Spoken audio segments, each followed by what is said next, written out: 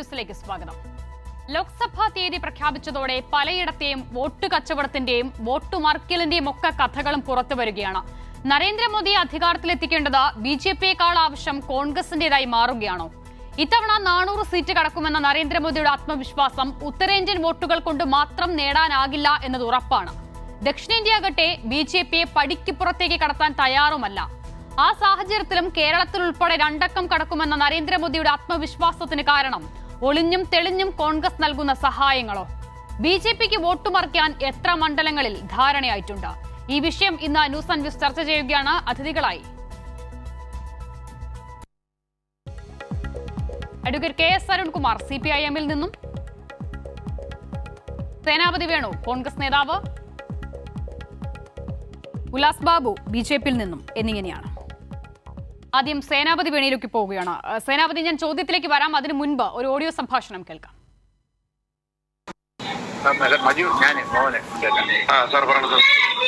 നമ്മളങ്ങോട്ടേക്ക് പഠിപ്പിക്കുന്നില്ല, പരിപാടിക്ക് നമ്മളെ കേൾക്കുന്നില്ല. ഈ ഓഫീസിലെ ടീം പ്രവീൺ ഞാനിവിടെ പറഞ്ഞാൽ പ്രവീൺ അവന്മാരെ വലിയത് വീണത്. അതുകൊണ്ട് നമ്മളിപ്പോ ഒന്നിനും പങ്കെടുക്കുന്നില്ല. നമ്മള് പൂർണ്ണമായിട്ട് നമ്മൾ മാറിയിരിക്കുക. അത് മനസ്സിൽ വെച്ചോളണം. അതിനാണ് വിളിച്ചത്. നമുക്കിപ്പം ഈ കണക്കിനാണെങ്കിൽ നമുക്കിപ്പോ ഇവര് നമുക്ക് പലവനൊക്കെ ഡിസ്ട്രിക്ട് പ്രസിഡന്റ് ശബരിയൊക്കെ മീറ്റിംഗിൽ നമ്മളിപ്പോൾ കാര്യം പറഞ്ഞു. ഞങ്ങളെല്ലാം ഉണ്ട്. കളത്തുകാല കൃഷ്ണനുണ്ട്, ശോഭനാസ് ഉണ്ട്, ഞാനുണ്ട്, ഇവിടെ പൊട്ടത്തിൽ സതി നമ്മളെല്ലാം ഉണ്ട്. വെള്ളനാട് സച്ചിന്നായി, മറ്റേ സത്യജോസ്, പൂച്ചിലായത്തിൽ നമ്മളെല്ലാരും ഉണ്ട്. മെമ്പർമാര് കുമ്മനശ്രീകുമാർ, അഭിയാണ്, എല്ലാവരും ഉണ്ട്. അപ്പൊ അതിനകത്ത് ഇവര് നമ്മൾ ഇത്രയൊക്കെ ആയിട്ട് നമ്മൾ പറഞ്ഞവര് ഒരു മൈൻഡ് ചെയ്യുന്നില്ല. ഈ അടൂർ പ്രകാശമൊക്കെ അവരുടെ ഭാഗത്താണ്. അപ്പൊ നമുക്കൊരു താങ്ങേണ്ടി വരും. ഞാൻ പറയുന്നത് നൈസിൽ മറിച്ച് മുരളീധരൻ ചെയ്തങ്ങ് പോയാൽ എന്തായാലും മോഡി അങ്ങ് വരട്ടെ. അയാളെ ഗവൺമെന്റ് വരെയാണ് നല്ലത്. നമുക്ക് എന്തിനുള്ള ഈ അലവരായിരിക്കും സഹായിക്കുന്നത്. എന്താണ് നിന്റെ ഒരു അഭിപ്രായം? സാറ് പറയണേ അങ്ങനെയാണ്. ഇപ്പൊ നമ്മൾ അതിനനുസരിച്ച് താങ്ങി കൊടുത്താൽ മതി. ഇവരൊന്നും പോകുന്ന നൈസിന് മറിച്ചാൽ കിട്ടും. ഇവർക്ക് നമ്മൾ പറഞ്ഞു വെള്ളനാട് അരുവിക്കരെ നിങ്ങൾ തറ വെറ്റിക്കുമെന്ന് പറഞ്ഞിട്ടുണ്ട്. സ്ഥലത്തിന് മക്കളെന്ന് പറഞ്ഞിട്ട് നമ്മൾ നിൽക്കുകയാണ്. അപ്പൊ നമ്മൾ അതിനനുസരിച്ച് നിലപാടെടുക്കേണ്ടി വരും.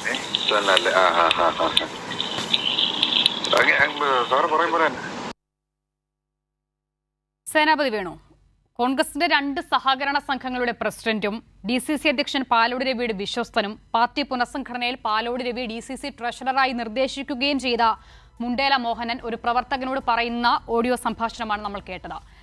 വോട്ട് മുരളീധരന് കൊടുക്കാൻ നരേന്ദ്രമോദി വരട്ടെ എന്ന് പറയുന്നു. അതാണ് നമുക്ക് നല്ലതെന്ന് പറയുന്നു. നമ്മുടെ പക്ഷത്തിന് ശബരിനാഥന്റെ ഉൾപ്പെടെ പിന്തുണയുണ്ട് എന്ന് പറയുന്നു. ഇതിപ്പോൾ ആറ്റിങ്ങൽ മണ്ഡലത്തിലെ മാത്രം പ്രാദേശികമായ ഒരു നീക്കുപോക്കാണോ, അതോ സംസ്ഥാന അടിസ്ഥാനത്തിൽ ഈ നിലയിലാണോ കാര്യങ്ങൾ തീരുമാനിച്ചിട്ടുള്ളത്? രക്ഷിത, ഈ സംസാരം, അതായത് ഈ വീഡിയോ ക്ലിപ്പിംഗ് ഇത് ആരുടേതാണ് എന്ന് എനിക്കറിയില്ല. ഇത് കോൺഗ്രസ് പാർട്ടിയിൽ ഏതെങ്കിലും ഔദ്യോഗിക ഭാരവാഹിത്വത്തിൽ ഇരിക്കുന്നയാളോ അതല്ല എങ്കിൽ ഏതെങ്കിലും പദവികൾ വഹിക്കുന്ന ഒരാളുടേതാണ് എന്ന് എനിക്കറിയില്ല. അല്ല, ഞാൻ അതാണ് പറഞ്ഞത്.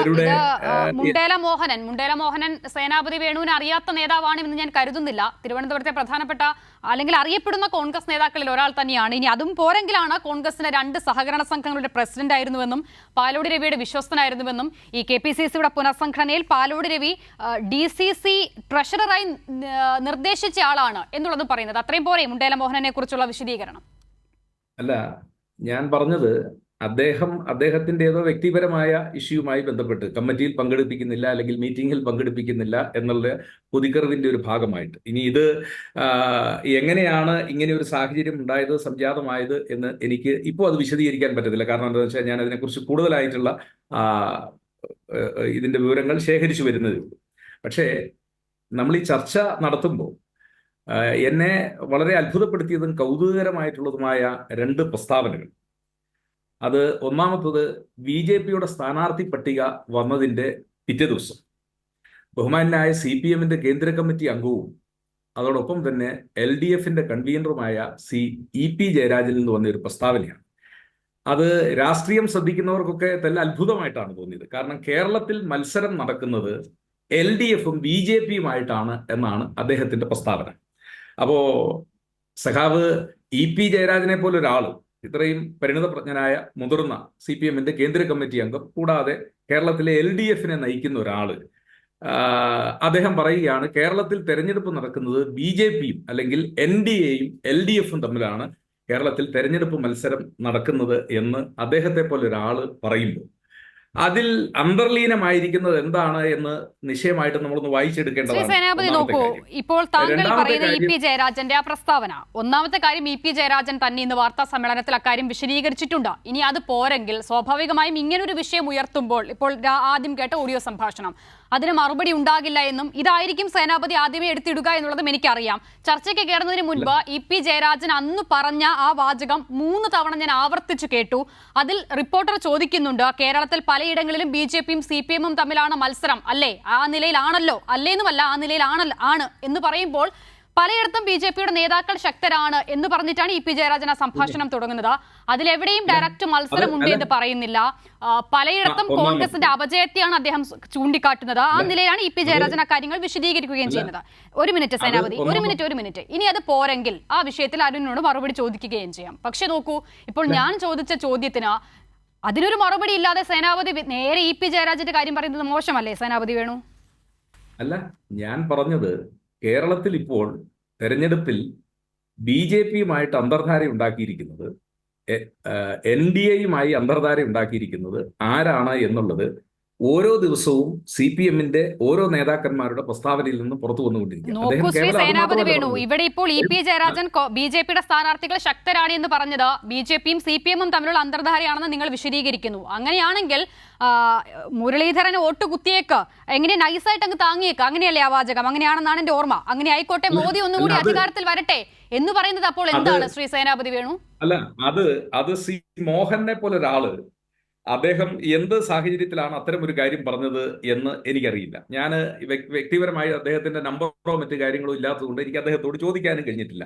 ഏതായാലും ഞാനൊരു കാര്യം പറയുന്നു, മോഹനെ പോലുള്ള ആളുകൾ ഏതെങ്കിലും രീതിയിലുള്ള അത്തരത്തിലുള്ള പ്രസ്താവനയോ ഇല്ലെങ്കിൽ ഈ കാര്യങ്ങളോ പറഞ്ഞിട്ടുണ്ട് എങ്കിൽ അത് അയാളുടെ വ്യക്തിപരമായിട്ടുള്ള മാത്രം കാര്യമാണ് എന്നുള്ള കാര്യത്തിൽ ഒരു തർക്കവുമില്ല. അതൊന്നും കോൺഗ്രസ് പാർട്ടിയായിട്ടോ UDFുമായിട്ടോ കൂട്ടിക്കുഴക്കേണ്ട കാര്യമില്ല.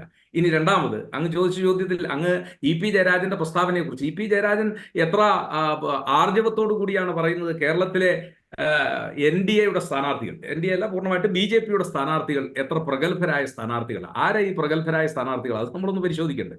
ആരാ ഈ പ്രഗത്ഭരായ സ്ഥാനാർത്ഥികൾ? ഉദാഹരണത്തിന് തിരുവനന്തപുരത്തെ സ്ഥാനാർത്ഥി ശ്രീ രാജീവ് ചന്ദ്രശേഖർ, അദ്ദേഹം എന്ത് പ്രാഗൽഭ്യമാണ് കേരള രാഷ്ട്രീയത്തിൽ അദ്ദേഹത്തിന്റെ പ്രസക്തിയെക്കുറിച്ചുള്ളത്? തിരുവനന്തപുരത്തെ 100 വോട്ടർമാരോട് ചോദിക്കുക, അദ്ദേഹത്തെ നിങ്ങൾ നേരിൽ കണ്ടിട്ടുണ്ടോ എന്ന് ചോദിച്ചാൽ 99.9% ആളുകളും പറയും അങ്ങനെ ഒരാളെ ഞങ്ങൾ നേരിട്ട് കണ്ടിട്ടില്ല. ഇപ്പോൾ പുതിയതായിട്ട് വന്നതിന് ശേഷം ഈ TV-യിലൊക്കെ വാർത്തയിലും ഇതൊക്കെ കണ്ടു എന്നുള്ളതല്ലാതെ അങ്ങനെ ഒരാള് എന്ത് പ്രാഗൽഭ്യമാണ് അദ്ദേഹത്തെ കുറിച്ച് പറഞ്ഞത്? ഇപ്പം BJPയുടെ ഒരു സ്ഥാനാർത്ഥി പട്ടികയിൽ കുമ്മനം രാജശേഖരനെ പോലെ ഒരാൾ, O രാജഗോപാലിനെ പോലെ ഒരാൾ, അതല്ല എങ്കിൽ സുരേന്ദ്രനെ പോലെ ഒരാൾ, ഇല്ലെങ്കിൽ കൃഷ്ണദാസിനെ പോലെ ഒരാൾ, CK പത്മനാഭനെ പോലെ ആളുകൾ, അവരൊക്കെ സ്ഥാനാർത്ഥികളായിട്ട് വരിക, അല്ലെങ്കിൽ PS ശ്രീധരൻപിള്ളയെ പോലുള്ള ആളുകൾ സ്ഥാനാർത്ഥികളായി വന്നതിന് ശേഷം ആ പട്ടികയെ കുറിച്ച് കൗതുകരമായിട്ടാണ് ഒരു രാഷ്ട്രീയ എതിരാളി എന്ന നിലയിൽ അല്ലെങ്കിൽ ഒരു വിരുദ്ധ ഞാൻ അതിലേക്ക് വരാം. നോക്കൂ, അതാണല്ലോ ഇപ്പോൾ താങ്കളുടെ പ്രശ്നം. ഞാൻ അതിലേക്ക് വരാം. അതിന് മുൻപ് ഞാൻ ചോദിച്ച പോയിന്റ്, അതിൽ നിന്ന് താങ്കൾ മറുപടി ഇല്ല എന്ന് പറഞ്ഞ് വഴുതി മാറിയത് കൊണ്ട് ആ വിഷയം നമുക്ക് വിടാനാവില്ലല്ലോ. അതിലൊന്നും ഒരിക്കൽ കൂടി അതിൽ ഞാൻ അരുണിന്റെ ഒരു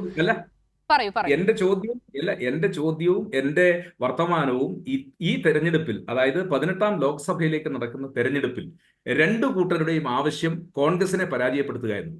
ഒരു കൂട്ടർ കോൺഗ്രസ് മുക്ത ഭാരതം ആഗ്രഹിക്കുന്നു, മറ്റൊരു കൂട്ടർ കോൺഗ്രസ് പരാജയപ്പെട്ടു കഴിഞ്ഞാൽ ആ സ്പേസിൽ ഞങ്ങൾക്ക് ജയിക്കാൻ കഴിയുമെന്ന്. അപ്പൊ ഈ രണ്ടു കൂട്ടരുടെയും ലക്ഷ്യം ഒന്നായതുകൊണ്ട്, രണ്ടു കൂട്ടരും ഒരേ ലക്ഷ്യത്തിലേക്ക് കുതിക്കുന്നവരായതുകൊണ്ട് ഇവർ തമ്മിലുള്ള അന്തർധാര അത് വളരെ കൃത്യമായിട്ടുണ്ട്.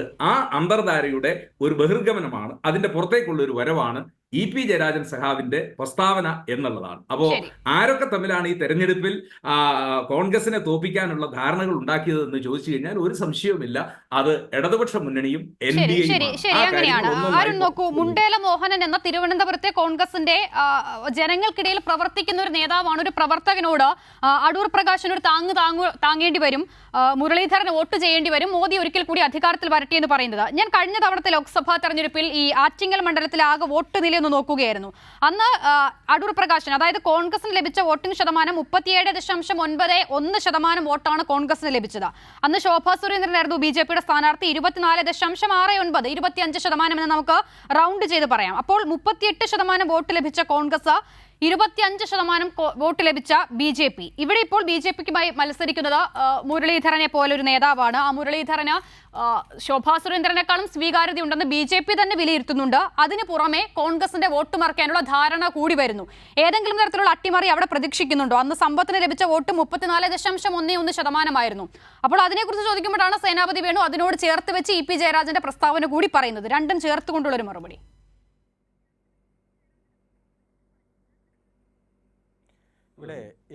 ഞങ്ങൾക്ക് ഞാൻ വരാം സേനാപതി വേണു, ഞാൻ വരാം. അരുൺ, പ്രധാനമന്ത്രി കേരളത്തിൽ വന്ന് പറഞ്ഞ കാര്യമുണ്ടല്ലോ, ഇന്ത്യയുടെ പ്രധാനമന്ത്രി ശ്രീ നരേന്ദ്രമോദി കേരളത്തിൽ പറഞ്ഞത് കേരളത്തിൽ നിന്ന് 2 അക്കം BJPക്ക് കിട്ടും എന്നതാണ്. അപ്പോൾ പലരും ചോദിച്ചു ഈ 0-ൽ നിന്ന് എങ്ങനെ 2 അക്കമായി മാറും എന്ന് ചോദിച്ചപ്പോൾ നമുക്കെല്ലാം വളരെയധികം സംശയമായി. കാരണം ഇന്നത്തെ കോൺഗ്രസ് ഇന്നത്തെ തന്നെ BJP ആയി മാറിക്കൊണ്ടിരിക്കുന്ന ഒരു സാഹചര്യം ഗൗരവമായി നമ്മൾ ചർച്ച ചെയ്തു. അപ്പോൾ അന്തർധാര അവിടെ തന്നെ ആദ്യത്തെ പ്രസ്താവനയിൽ തന്നെ തുടങ്ങി. രണ്ടാമത് സ്ഥാനാർത്ഥി നിർണയത്തിൽ ആലപ്പുഴയിലെ സ്ഥാനാർത്ഥിയായി ശ്രീ KC വേണുഗോപാൽ വന്നപ്പോഴും രാഷ്ട്രീയ കേരളം ഗൗരവത്തോടെ തന്നെ ഈ വിഷയം ചർച്ച ചെയ്താണ്. 26 മാസം രാജ്യസഭാംഗത്വം ഉള്ള ഒരു വ്യക്തി, അഖിലേന്ത്യാ നേതൃപദവിയിലുള്ള ഒരു വ്യക്തി, ഇന്ത്യയിൽ കോൺഗ്രസിൻ്റെ എല്ലാ തരത്തിലുള്ള നീക്കത്തിനും ചുക്കാൻ പിടിക്കുന്നത് താനാണ് എന്ന് സ്വയം വിശേഷിപ്പിക്കുന്ന വ്യക്തി വന്ന് ആലപ്പുഴയിൽ മത്സരിച്ചപ്പോൾ 26 മാസമുള്ള MPഷിപ്പ് എന്തായാലും അദ്ദേഹം ജയിച്ചാൽ വേണ്ടെന്ന് വെക്കേണ്ടി വരുമല്ലോ. ജയിക്കും എന്നത് ആർക്കും വിശ്വസിക്കാൻ കഴിയില്ല, കാരണം KC വേണുഗോപാലാണ്. പക്ഷേ ഏതെങ്കിലും തരത്തിൽ ജയിച്ചാൽ 26 മാസം MPഷിപ്പ് നഷ്ടപ്പെടും. അങ്ങനെ നഷ്ടപ്പെട്ടാൽ രാജസ്ഥാനിലെ ഇപ്പോഴത്തെ സ്ഥിതി വച്ച് ആ സീറ്റ് BJPക്ക് കിട്ടും. അവിടെ ആ സീറ്റിൽ മത്സരിക്കാൻ BJPയുടെ പ്രമുഖരായിട്ടുള്ള വ്യവസായികളടക്കം തയ്യാറായി ഇരിക്കുന്ന വാർത്തകളും ഇപ്പോൾ പുറത്തു വരികയാണ്. അപ്പോൾ ഞാൻ സൂചിപ്പിച്ചത് 2 അക്കത്തിലേക്ക് കടക്കും എന്ന നരേന്ദ്രമോദിയുടെ പ്രസ്താവനയും ഈ സംസ്ഥാനത്തിൻ്റെ രാഷ്ട്രീയ സാഹചര്യത്തിൽ അത്തരത്തിലൊരു പ്രസ്താവന പുറപ്പെടുവിക്കാനുണ്ടായ സാഹചര്യം, അതുപോലെ ആലപ്പുഴയിലെ സ്ഥാനാർത്ഥി നിർണയം, ഏറ്റവും അവസാനം വടകരയിൽ ഉള്ള സ്ഥാനാർത്ഥി നിർണയത്തിന് പാലക്കാട് BJP 2ാം സ്ഥാനത്തുള്ള കേവലം 3000 വോട്ടിൻ്റെ വ്യത്യാസം കോൺഗ്രസും BJPയും തമ്മിലുള്ള മണ്ഡലത്തിലെ MLA കൊണ്ടുപോയി മത്സരിപ്പിച്ച വിഷയവുമെല്ലാം നമ്മൾ ഗൗരവത്തോടെ ചർച്ച ചെയ്യുന്ന ഈ ഘട്ടത്തിലാണ് ഇന്ന് ഇത്തരത്തിലുള്ള പ്രധാനപ്പെട്ട ഒരു കോൺഗ്രസ് നേതാവിൻ്റെ വോയിസ് ക്ലിപ്പ് പുറത്തു വരുന്ന സാഹചര്യമുള്ളത്. നമുക്ക് ഒന്നും ഇതിൽ ശരിക്കും പറഞ്ഞാൽ ആളുകൾ വളരെ ആകാംക്ഷയോടെ ഭയപ്പാടോടെ തന്നെയാണ് ഇത് കാണുന്നത്. കാരണം കോൺഗ്രസിന് വോട്ട് കുത്തിയാൽ ആ വോട്ട് BJPക്ക് കുത്തുന്നതിന് തുല്യമാണ് എന്നുള്ള വിഷയമാണ് ഗൗരവത്തോടെ ചർച്ച ചെയ്യുന്നത്. ഈ കഴിഞ്ഞ ഒരു മാസത്തിനുള്ളിൽ എത്രയോ പ്രധാനപ്പെട്ട നേതാക്കന്മാരാണ് കോൺഗ്രസ് വിട്ട് BJP ആയി മാറിയത്. 25 പ്രധാനപ്പെട്ട നേതാക്കന്മാരാണ് ഗുജറാത്തിൽ ഒറ്റയടിക്ക് BJP ആയി മാറുന്ന സാഹചര്യം ഉണ്ടായത്. ഇപ്പോൾ കേരളത്തിൽ ഏറ്റവും അവസാനം പത്മജ വേണുഗോപാൽ മുതൽ അങ്ങ് തുടങ്ങിയിട്ട് ഇപ്പോൾ തമ്പാനൂർ സതീഷ് അടക്കം എത്രയോ നേതാക്കന്മാർ ഈ കഴിഞ്ഞ ദിവസങ്ങളിൽ പോയി. കേരളത്തിൻ്റെ ഒരു സ്ഥിതി ആലോചിച്ചാൽ 4 മുഖ്യമന്ത്രിമാരാണ് കോൺഗ്രസിനുണ്ടായിരുന്നത്. R ശങ്കറിൻ്റെ മകൻ മോഹൻ ശങ്കർ ഇപ്പോൾ BJPയുടെ നേതാവായി മാറി. അതുപോലെ AK ആന്റണിയുടെ മകൻ അനിൽ ആന്റണി പത്തനംതിട്ടയിൽ നിന്നും സ്ഥാനാർത്ഥിയായി മത്സരിക്കുന്നു. K കരുണാകരൻ്റെ മകൾ പത്മജ വേണുഗോപാൽ ഇപ്പോൾ BJPയുടെ നേതാവായി മാറി. ഇനി ഒരാൾ മാത്രമേ പോകാനുള്ളൂ. ആ പോകാനുള്ള ആൾ ഇന്നലെ പറഞ്ഞിട്ടുണ്ട്, ഈ അനിൽ ആന്റണിയും പത്മജിയൊക്കെ പോയതിനെ തെറ്റു പറയാൻ കഴിയില്ല എന്ന് പറഞ്ഞൊരു മുൻകൂർ ജാമ്യം വരും ദിവസങ്ങളിൽ BJP പച്ചയായിട്ടുള്ള വോട്ട് വാങ്ങിക്കാനുള്ള ശ്രമം നടത്തും. അത് കോൺഗ്രസിൽ നിന്ന് തന്നെയായിരിക്കും ആ വോട്ട് വാങ്ങിക്കാനുള്ള ശ്രമം. കോൺഗ്രസും അതേപോലെ തന്നെ വോട്ട് വിൽക്കാൻ തയ്യാറായിക്കൊണ്ടിരിക്കുകയാണ്. കാരണം പറഞ്ഞല്ലോ, ഈ തവണ ഒരു പണി കോൺഗ്രസിൻ്റെ സ്ഥാനാർത്ഥിക്ക് കൊടുക്കണം, V മുരളീധരന് വോട്ട് കൊടുക്കണം എന്നെല്ലാം വളരെ പച്ചയായി തന്നെ സംസാരിക്കുകയാണ്. തെരഞ്ഞെടുപ്പിന് ഇനിയും 10-40 ദിവസമുണ്ട്. ഇതിന് മുമ്പേ തന്നെ ഇതിനുള്ള ഒരു സാഹചര്യം സൃഷ്ടിച്ചുകൊണ്ടുള്ള ഇടപെടൽ നടത്തിക്കൊണ്ടിരിക്കുകയാണ്. ഏതായാലും ഇടതുപക്ഷ ജനാധിപത്യ മുന്നണി ഏറ്റവും ചിട്ടയായിട്ടുള്ള തെരഞ്ഞെടുപ്പ് പ്രവർത്തനവുമായിട്ട് മുന്നേറി പോകുമ്പോൾ LDFനെ തകർക്കണമെങ്കിൽ ഒറ്റയ്ക്ക് നിന്നാൽ ഒരു ഘട്ടത്തിലും കോൺഗ്രസിന് സാധിക്കില്ല എന്ന ബോധ്യം അവർക്കുണ്ട്. അപ്പോൾ കോൺഗ്രസ് ശരിക്കും ഉയർത്തിക്കൊണ്ടുവന്ന എല്ലാ രാഷ്ട്രീയ വിഷയങ്ങളും പൊളിഞ്ഞു പോകുന്ന സാഹചര്യമുണ്ടായി. ഒരു വിഷയം പോലും നിലനിർത്തി ജനങ്ങൾക്കിടയിൽ ചർച്ചയാക്കാനും പറ്റുന്നില്ല. ആ ഒരു സാഹചര്യത്തിൽ കോൺഗ്രസ്സായി നിന്നിട്ട് എന്താണ് കാര്യം? ഈ ഒരു തവണയെങ്കിലും മോഡി വരട്ടെ എന്ന് കോൺഗ്രസിൻ്റെ നേതാക്കന്മാർ പച്ചയ്ക്ക് പറയുന്നതിൽ ഒരു അത്ഭുതവും കാണേണ്ടതില്ല. കാരണം കോൺഗ്രസ് പടിപടിയായി BJP ആയി മാറിക്കൊണ്ടിരിക്കുകയാണല്ലോ. അപ്പോൾ ആ ഒരു സാഹചര്യത്തിൽ രാഷ്ട്രീയ കേരളം ഇന്ന് വളരെയധികം ഞെട്ടലോടെ തന്നെയാണ് ഈ വാർത്ത ശ്രവിക്കുന്നത്. ഇതിനു മുമ്പും ഇതേ പാരമ്പര്യമൊക്കെ നമ്മൾ ഒരുപാട് കണ്ടിട്ടുണ്ട്. കോലി സഖ്യം എല്ലാം നമ്മൾ കണ്ടിട്ടുണ്ട്. കഴിഞ്ഞ നിയമസഭാ തെരഞ്ഞെടുപ്പിൽ തന്നെ 35 സീറ്റ് പിടിച്ച് ഞങ്ങൾ മന്ത്രിസഭ ഉണ്ടാക്കും എന്നൊക്കെ പറഞ്ഞു.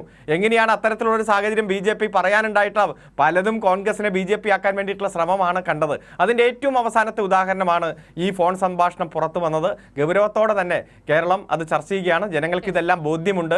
കാരണം അടുത്ത കാലത്ത് അത്തരത്തിലുള്ള നിരവധി ഉദാഹരണങ്ങൾ, യാഥാർത്ഥ്യങ്ങൾ നമ്മൾ കാണുകയാണ്. കോൺഗ്രസ്സായി ജയിച്ചു വരുന്നു, അതേപടി BJP ആകുന്നു. ഇപ്പോൾ ഏറ്റവും അവസാനം മനു അഭിഷേക് സിംഘ്വി പറഞ്ഞില്ലേ, അവരുടെ അഖിലേന്ത്യാ വക്താവ്, ഇന്നലെ രാത്രി കൂടി ഒരുമിച്ചിരുന്ന് ഭക്ഷണം കഴിച്ചു, ഇന്ന് രാവിലെ ഒരുമിച്ചിരുന്ന് പ്രഭാത ഭക്ഷണം കഴിച്ചു കോൺഗ്രസിൻ്റെ MLA-മാർക്കൊപ്പം. അതിൽ 10-14 പേർ ഉച്ചയ്ക്ക് പോയി BJPക്ക് വോട്ട് ചെയ്യുമെന്ന് ഞാൻ ഒരിക്കലും വിചാരിച്ചില്ല എന്ന് പറയുന്ന സാഹചര്യമുണ്ടായി. അതുപോലെ എത്രയോ MLA-മാരെയാണ് റിസോർട്ടിൽ കൊണ്ടുപോയി താമസിപ്പിക്കേണ്ടി വന്നത്. അവരിൽ ഇപ്പോൾ 6 സീറ്റിൽ വീണ്ടും ഉപതെരഞ്ഞെടുപ്പ് പ്രഖ്യാപിച്ചിരിക്കുന്ന സാഹചര്യമെല്ലാം ഉണ്ട്. അത് ഗോവയിൽ നമ്മൾ കണ്ടു, കർണാടകത്തിൽ കണ്ടു, മധ്യപ്രദേശിൽ കണ്ടു, അതുപോലെ തന്നെ ആസാമിൽ മുമ്പ് കണ്ടിട്ടുണ്ട്, ഇപ്പോൾ അരുണാചൽ പ്രദേശിൽ കണ്ടു, ഹിമാചൽ പ്രദേശിൽ കണ്ടു, പല സംസ്ഥാനങ്ങളിലും കാണുകയല്ലേ. അരുണാചൽ പ്രദേശിലെല്ലാം കോൺഗ്രസിന്റെ മുഖ്യമന്ത്രി വന്നിരുന്ന് പത്രസമ്മേളനം നടത്തി. ഇതുവരെ ഞങ്ങൾ കോൺഗ്രസ് ആണ്, ഇനി മുതൽ ഞങ്ങൾ BJP ആണെന്ന് പറഞ്ഞു പോകുന്ന സാഹചര്യം. ശ്രീ ഉല്ലാസ് നോക്കൂ, 2 അക്കം കടക്കുമെന്ന് നരേന്ദ്രമോദി പറയുന്നുണ്ട്. കേരളത്തിൽ 2 അക്കം കടക്കും. നിലവിലെ സാഹചര്യത്തിൽ നല്ല ഒരു വിദൂര ഭാവിയിൽ പോലും സംഭവിക്കാൻ ഇടയില്ലാത്ത കാര്യം. പക്ഷേ ഇത്രമാത്രം ആത്മവിശ്വാസത്തിൽ നരേന്ദ്രമോദി അത് പറയുന്നതിന്റെ കാരണം ഇപ്പോൾ ഇങ്ങനെ പുറത്തു വരികയാണ്. ഒരുപാട് മണ്ഡലങ്ങളിൽ ഇങ്ങനെ സെറ്റിൽമെന്റ് ഉണ്ട് എന്ന് വേണോ കരുതാൻ? പത്മജ വേണുഗോപാൽ ഇതിനോടകം തന്നെ പറഞ്ഞിട്ടുണ്ട്, ഇനിയും ഒരുപാട് നേതാക്കൾ ഇതേ BJPയിലേക്ക് വരാനിരിക്കുന്നു കോൺഗ്രസിൽ നിന്നും എന്ന്. അപ്പോൾ കുറെ പേർ ഇലക്ഷന് മുന്നേ നേരിട്ട് വരുന്നു, കുറച്ചുപേർ ഇങ്ങനെ അടിയൊഴുക്കുകൾ വഴി വോട്ട് മറിക്കുന്നു. ആ നിലയിലാണോ ക്രമീകരണം? അല്ല, ഏതോ ഒരു വോയിസ് മുണ്ടേലോ ഏതോ, എനിക്ക് അദ്ദേഹത്തെ അറിയില്ല, അദ്ദേഹം ഒരു വോയിസ് അയച്ചു. ആ വോയിസ് അദ്ദേഹത്തിന്റെ പ്രവർത്തകർക്ക് അയച്ചു, മുരളീധരന് വോട്ട് ചെയ്യണമെന്ന് പറഞ്ഞു. അദ്ദേഹം വികസന രാഷ്ട്രീയത്തിന്റെ പേരിൽ വോട്ട് ചെയ്യാൻ പറഞ്ഞിട്ടുണ്ടാവുക. എനിക്ക് അതിനെക്കുറിച്ച് വ്യക്തതയില്ല, കോൺഗ്രസിന്റെ നേതാക്കന്മാരാണ്. പക്ഷെ അതിൽ ആ മുഖ്യമന്ത്രി ഒരു അലവലാതിക്ക് വോട്ട് ചെയ്യരുത് എന്ന് പറഞ്ഞത് ആ വേർഡ് മോശമാണ്. അത് മുണ്ടേലോടൊന്ന് വിളിച്ച് പറയണം, അങ്ങനത്തെ ഭാഷ ഉപയോഗിക്കരുത്. കേരളം ഭരിക്കുന്ന മുഖ്യമന്ത്രിയാണ്. അപ്പൊ അത് നിങ്ങൾ കണ്ടില്ലെന്ന് നടിക്കരുത്. അപ്പൊ വെറുപ്പിന്റെ ഒരു ശൈലി എത്രത്തോളം കടന്നുപോയി എന്നുള്ളത് അടൂർ പ്രകാശിനെ കുറിച്ചാണെന്നാണ് ഞാൻ മനസ്സിലാക്കിയത്. എനിക്കറിയില്ല, എന്റെ മനസ്സിലാക്കലിൽ തെറ്റുണ്ടെങ്കിൽ നമുക്ക് ഒരിക്കൽ കൂടി കേൾക്കാം. ശരി, സ്ഥാനാർത്ഥികളല്ലേ. രണ്ടാമത്തെ കാര്യം, ഈ BJPയെ സംബന്ധിച്ചിടത്തോളം ഒരു കാര്യം വളരെ കൃത്യമായിട്ട് പറയാം. ഞങ്ങള് ഈ തെരഞ്ഞെടുപ്പിൽ മത്സരിക്കുന്നത് BJP വിരുദ്ധമായി നിൽക്കുന്ന കോൺഗ്രസും ഇടതുപക്ഷവും ഞങ്ങൾക്കെതിരെ മത്സരിക്കുന്നു. ആരുടെ വോട്ട് കിട്ടിയാലും ഞങ്ങളുടെ നരേന്ദ്രമോദി സർക്കാരിന്റെ പ്രവർത്തനങ്ങളെ അംഗീകരിക്കുകയും മോദി സർക്കാരിന്റെ വികസന ചിന്താഗതികളോടും കാഴ്ചപ്പാടുകളോടും കൂടെ നിൽക്കുകയും ചെയ്യുന്ന ഞങ്ങളുടെ രാഷ്ട്രീയ സംഘടനയുടെ നേതൃത്വത്തിലുള്ള സർക്കാർ മൂന്നാമതും അധികാരത്തിൽ വരണമെന്ന് ആഗ്രഹിക്കുന്ന ആരുടെ വോട്ടും ഞങ്ങൾ സ്വീകരിക്കും. അതിനകത്തൊരു തെരഞ്ഞെടുപ്പിൽ അത് എല്ലാ രാഷ്ട്രീയ പാർട്ടികളും അങ്ങനെയുള്ള സ്റ്റാൻഡ് എടുക്കുക എന്നാണ് എൻ്റെ വിശ്വാസം. അവിടെ നിങ്ങൾ ഞങ്ങളോട് കോൺഗ്രസിന്റെ വോട്ടുകൾ കൂട്ടിക്കെട്ടാനും കമ്മ്യൂണിസ്റ്റ് പാർട്ടിയുടെ വോട്ട് കൂട്ടുകെട്ടാൻ കോൺഗ്രസുകളും നിങ്ങളിങ്ങനെ എത്ര കാലമായി ഈ തെരഞ്ഞെടുപ്പിൽ നിങ്ങൾ ഇങ്ങനെ ശ്രമിച്ചുകൊണ്ടിരിക്കുന്നു. അവരും ഞങ്ങളും ഒരുമിക്കുന്നു എന്ന് കോൺഗ്രസ് പറയുന്നു, നിങ്ങളും ഞങ്ങളും കോൺഗ്രസും ഞങ്ങളും ഒരുമിക്കുന്നു CPM പറയുന്നു. ഇത് എന്നുള്ളതല്ലേ, ജനങ്ങൾക്കൊക്കെ അത് മടുത്തുന്നേ. പുതിയ കളം എന്തെങ്കിലും കണ്ടെത്തും നിങ്ങൾ. രണ്ടാമത്തെ കാര്യം, ബഹുമാനിയായിട്ടുള്ള ആങ്കർ പറഞ്ഞു, അതായത് വിദൂര ഭാവിയിൽ പോലും സാധ്യമല്ലെന്ന്. ആ സ്വപ്നമൊക്കെ നിങ്ങൾക്ക് ഇങ്ങനെ പറഞ്ഞ് കൈരളി ചാനലിൽ ചർച്ച നടത്താം. ഒരു നിസ്സംശയം കൃത്യമായി പറയാം, 2024 ലോക്സഭാ തെരഞ്ഞെടുപ്പിന്റെ റിസൾട്ട് ജൂൺ 4-ാം തീയതി വരുമ്പോൾ എംപിമാർ ആ ഭാഷ കൃത്യമായി എഴുതി വെച്ചോളൂ, എംപിമാർ കേരളത്തിൽ നിന്ന് ഡൽഹിയിലേക്ക് പോകും. BJPയുടെ നേതൃത്വത്തിൽ ജയിച്ച എംപിമാർ. ഒരു സംശയം, ഞങ്ങളെ സംബന്ധിച്ച് ഞങ്ങൾ നിങ്ങളെ പോലെ ഈ വെറുതെ മുണ്ടേല മോഹനൻ അങ്ങനെ പറഞ്ഞു, ശശി അണ്ണൻ ഇങ്ങനെ പറഞ്ഞു, അടൂർ പ്രകാശൻ അങ്ങനെ പറഞ്ഞു, ഇതിനൊന്നുമല്ല സർ. ഞങ്ങൾ 10 വർഷക്കാലം കേരളത്തിൽ അല്ലെങ്കിൽ ഇന്ത്യക്കകത്ത് പ്രവർത്തിച്ചതിന്റെ അതിന്റെ ഗുണം കേരളത്തിന് കൃത്യമായി കിട്ടിയിട്ടുണ്ട്. ഇനി അക്കമിട്ട് പറഞ്ഞു തരണമെങ്കിൽ അക്കമിട്ട് പറഞ്ഞു തരാം. നിങ്ങൾ 10 വർഷം പ്രവർത്തിച്ച കാര്യം നിങ്ങൾ പറയുന്നു. ഏറ്റവും ഒടുവിൽ തെരഞ്ഞെടുപ്പിനോട് അടുത്ത് നിൽക്കുമ്പോഴാണ് ഇലക്ട്രൽ ബോണ്ടുമായി ബന്ധപ്പെട്ട വിവരങ്ങൾ വരുന്നത്. ഇന്നും ചില കണക്കുകളൊക്കെ പുറത്തു വന്നിരിക്കുന്നു.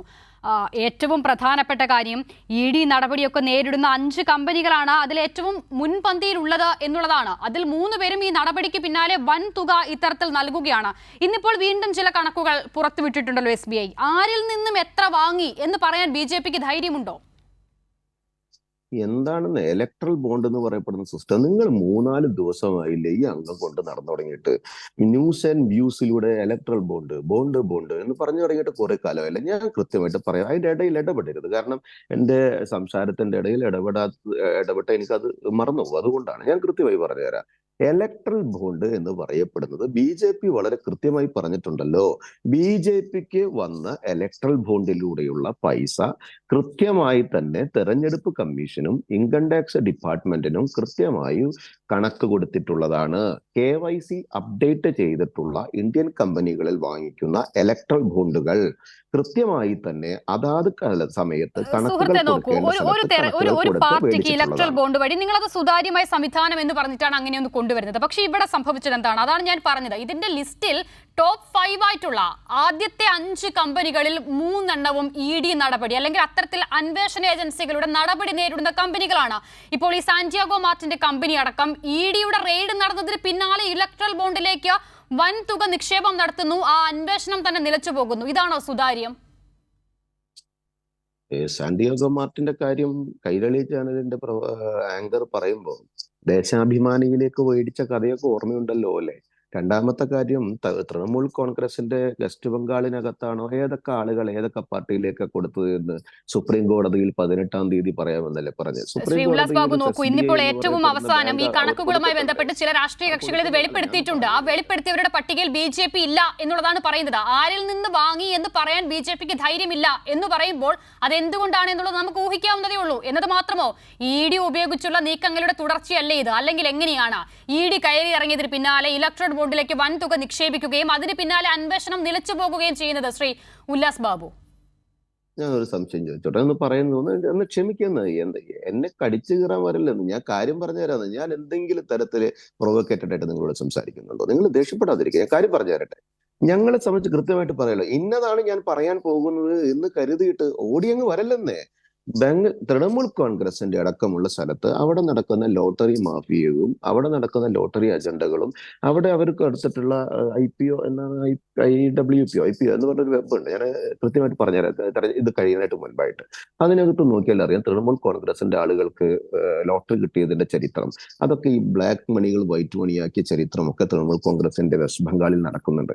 നിങ്ങൾ ഒരു കാര്യം മനസ്സിലാക്കണം, BJPയെ കുറ്റം പറയണമെന്നൊരു അജണ്ട സെറ്റ് ചെയ്ത് അതിനൊരു ക്രിയേഷൻ ഉണ്ടാക്കി നിങ്ങൾ നിങ്ങൾ തെരഞ്ഞെടുപ്പിന് സംഭാവന മേടിച്ച വ്യക്തികൾക്ക് അവർക്ക് വേണ്ട സൗകര്യങ്ങൾ ഒരുക്കി കൊടുക്കുന്നു എന്നാണ് നിങ്ങളുടെ ആരോപണമെങ്കിൽ ഞാനൊരു ചോദ്യം കൃത്യമായി ചോദിച്ചോട്ടെ.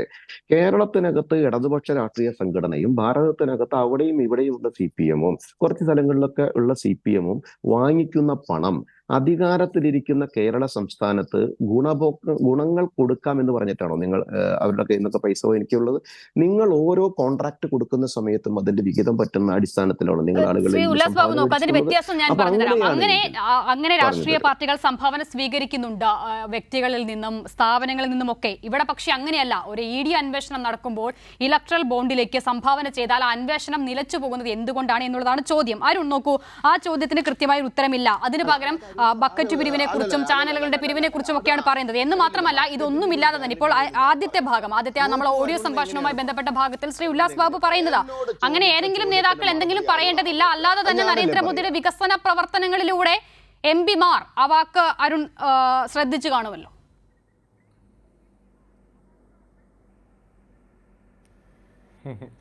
ശ്രീ ഉല്ലാസ് ബാബു വളരെ വലിയ പ്രതീക്ഷയോടെ 2 MP-മാർ കേരളത്തിൽ നിന്ന് പോകും എന്ന് പറഞ്ഞു. അത് ഈ തെരഞ്ഞെടുപ്പ് കഴിയുമ്പോൾ 20 ലോക്സഭാ മണ്ഡലത്തിലും തോറ്റാലും BJPയുടെ 2 MP-മാർ പോകും. ആയിക്കോട്ടെ, ഞാൻ പറയാം. അതെ, 20 ലോക്സഭാ മണ്ഡലത്തിലും ഞാൻ പറഞ്ഞോട്ടെ. ആയിക്കോട്ടെ, ഞാൻ പറഞ്ഞോട്ടെ. ഈ 20 മണ്ഡലങ്ങളിലും നിങ്ങൾ ദയനീയമായി തോറ്റാലും 2 MP-മാർ നിങ്ങൾക്ക് ഉണ്ടല്ലോ. തിരുവനന്തപുരത്ത് മത്സരിക്കുന്ന ആൾ രാജ്യസഭാംഗമാണ്. അതുപോലെ തന്നെ ആറ്റിങ്ങലിൽ മത്സരിക്കുന്ന ആൾ രാജ്യസഭാംഗമാണ്. മറ്റു പല സംസ്ഥാനങ്ങളിൽ നിന്നും രാജ്യസഭാംഗമാണ്. അവർക്ക് ഇനിയും കാലാവധിയുണ്ട്. അതുകൊണ്ട് MP-മാർ രാജ്യസഭ അങ്ങനെ ഉണ്ടാവും. പക്ഷേ 20 സീറ്റിലും നിങ്ങൾ ദയനീയമായി പരാജയപ്പെടും എന്നതിൽ യാതൊരു സംശയമില്ല. പിന്നെ ഇലക്ട്രൽ ബോണ്ടിനെ ഇങ്ങനെ വന്ന് ന്യായീകരിക്കുകയാണ്. സുപ്രീം കോടതി അൺകോൺസ്റ്റിറ്റ്യൂഷണൽ ആണെന്ന് കണ്ടെത്തി റദ്ദ് ചെയ്ത് ഇന്ന ദിവസങ്ങൾക്കുള്ളിൽ യഥാർത്ഥ കണക്കുകളും വസ്തുതകളും പുറത്തേക്ക് വിടണം എന്ന് പറഞ്ഞ് ഞെട്ടിപ്പിക്കുന്ന കണക്കുകളും വിവരങ്ങളും രാജ്യത്ത് പുറത്തേക്ക് വന്ന് അത് ചർച്ച ചെയ്തുകൊണ്ടിരിക്കുന്ന അവസരത്തിലാണ് ഇപ്പോഴും BJPയുടെ പ്രതിനിധികൾ വന്ന് ഇലക്ട്രൽ ബോണ്ട് വളരെ വലിയ സംഭവമാണെന്നും അത് വളരെ സുതാര്യമാണെന്നും പറഞ്ഞുകൊണ്ടിരിക്കുന്നത്. ഒന്ന് ചോദിച്ചോട്ടെ, നിങ്ങൾ പല MLA-മാരെയും വിലക്കെടുത്തു, MP-മാരെ വിലക്കെടുത്തു, മന്ത്രിമാരെ വിലക്കെടുത്തു, പ്രതിപക്ഷ കക്ഷികളെ വിലക്കെടുത്തു, പ്രതിപക്ഷ കക്ഷികളെ പിളർത്തി, NCPയെ പിളർത്തി, അതുപോലെ ശിവസേനയെ പിളർത്തി, അങ്ങനെ പല കാര്യങ്ങളും പണാധിപത്യം കൊണ്ട് നിങ്ങൾ ചെയ്തിട്ടുണ്ട്. ജനാധിപത്യത്തെ തകർത്തു. ആ ജനാധിപത്യത്തെ പണാധിപത്യം കൊണ്ട് തകർത്ത് മുന്നേറുമ്പോഴും ED വന്ന് അന്വേഷിച്ചപ്പോൾ നിങ്ങൾ പറഞ്ഞു എല്ലാം അഴിമതിക്കെതിരെ ED ശക്തമായിട്ട് നിൽക്കുന്നു. വിദേശത്ത് 15 ലക്ഷത്തോളം ഒരു വ്യക്തിക്ക് ഉള്ള 15 ലക്ഷം രൂപ അങ്ങനെ കണക്ക് കൂട്ടുന്ന തുക വരെ വിദേശത്തുണ്ട്, അത് കൊണ്ടുവരും, തിന്നുകയുമില്ല തീറ്റിക്കുകയില്ല എന്നൊക്കെ പറഞ്ഞു. ഇവിടെ കണക്ക് പുറത്തു വന്നപ്പോൾ ഞെട്ടിപ്പിക്കുന്ന കണക്കല്ലേ പുറത്തു വന്നേ. ആദ്യം ഓരോ കോർപ്പറേറ്റ് കമ്പനികളിലേക്ക് ED പോകും, അന്വേഷണം ആരംഭിക്കും, ചില രേഖകൾ കണ്ടെത്തും. അതിനുശേഷം ദിവസങ്ങൾക്കുള്ളിൽ BJPക്ക് കോടിക്കണക്കിന് രൂപയുടെ ഇലക്ട്രൽ ബോണ്ട് കിട്ടും. ഇലക്ട്രൽ ബോണ്ട് കിട്ടുമ്പോൾ അവിടെ ആ ഇൻവെസ്റ്റിഗേഷൻ നിൽക്കും. ഏറ്റവും കൂടുതൽ ഇലക്ട്രൽ ബോണ്ട് കൊടുത്തത് future gaming and hotel services ആണ്. അവരുടെ ED റെയ്ഡ് ചെയ്തത് 2/4/2022 5 ദിവസം കഴിഞ്ഞ് 7/4/2022 അവർ വലിയ കോടി രൂപയുടെ ഇലക്ട്രൽ ബോണ്ട് വാങ്ങിക്കുകയാണ്. ആ ഇൻവെസ്റ്റിഗേഷൻ അവിടെ നിൽക്കുന്നു. രണ്ടാമതുള്ളത് അർബിദോ ഫാർമ. അവിടുത്തെ മാനേജിംഗ് ഡയറക്ടറെ അറസ്റ്റ് ചെയ്തത് 10/11/2022 5 ദിവസം കഴിഞ്ഞ് 15/11/2022 കോടിക്കണക്കിന് രൂപയുടെ ഇലക്ട്രൽ ബോണ്ട് ആ കമ്പനി വാങ്ങിച്ചു. അവിടെ അന്വേഷണം നിന്നു. Shirdi Sai electricals IT income tax department raid ചെയ്തത് 20/12/2023 കുറച്ച് ദിവസം കഴിഞ്ഞപ്പോഴേക്കും 11/1/2024 കോടിക്കണക്കിന് രൂപയുടെ ഇലക്ട്രൽ ബോണ്ട് അവർ വാങ്ങിച്ചു. അതുപോലെ ടോറൻ പവേഴ്സ് അവിടെ കോടിക്കണക്കിന് രൂപയുടെ മേടിച്ചത് IT റെയ്ഡ് കഴിഞ്ഞ് ഒരാഴ്ച കഴിഞ്ഞപ്പോൾ ഡോക്ടർ റെഡ്ഡീസിന്റെ അവിടെ IT റെയ്ഡ് നടത്തിയത് 13/11/2023 4 ദിവസം കഴിഞ്ഞ് 17/11/2023 കോടിക്കണക്കിന് രൂപയുടെ ഇലക്ട്രൽ ബോണ്ട് വാങ്ങിച്ചു. കൽപ്പതാരു പ്രോഡക്ട്സ് അവിടെ IT റെയ്ഡ് നടത്തിയത് 4/8/2023 10/10/2023 കോടിക്കണക്കിന് രൂപയുടെ. ഞാൻ വേണമെങ്കിൽ 10-30 കമ്പനികളുടെ ഏറ്റവും കൂടുതൽ ഇലക്ട്രൽ ബോണ്ട് മേടിച്ച കമ്പനികളിലെല്ലാം EDയും ITയും റെയ്ഡ് നടത്തുന്നു, രേഖകൾ കണ്ടുപിടിക്കുന്നു, അങ്ങ് കൊണ്ടുപോകുന്നു, കേസ് രജിസ്റ്റർ ചെയ്യുന്നു പറഞ്ഞു പോകും. 4-5 ദിവസത്തിനുള്ളിൽ കോടിക്കണക്കിന് രൂപയുടെ ഇലക്ട്രൽ ബോണ്ട് മേടിച്ച് ഭരണകക്ഷിക്ക് കൊടുക്കുന്നു. അങ്ങനെയല്ലേ മിസ്റ്റർ 6060 കോടി രൂപയുടെ ഇലക്ട്രൽ ബോണ്ട് നിങ്ങളുടെ പോക്കറ്റിൽ വന്നത്?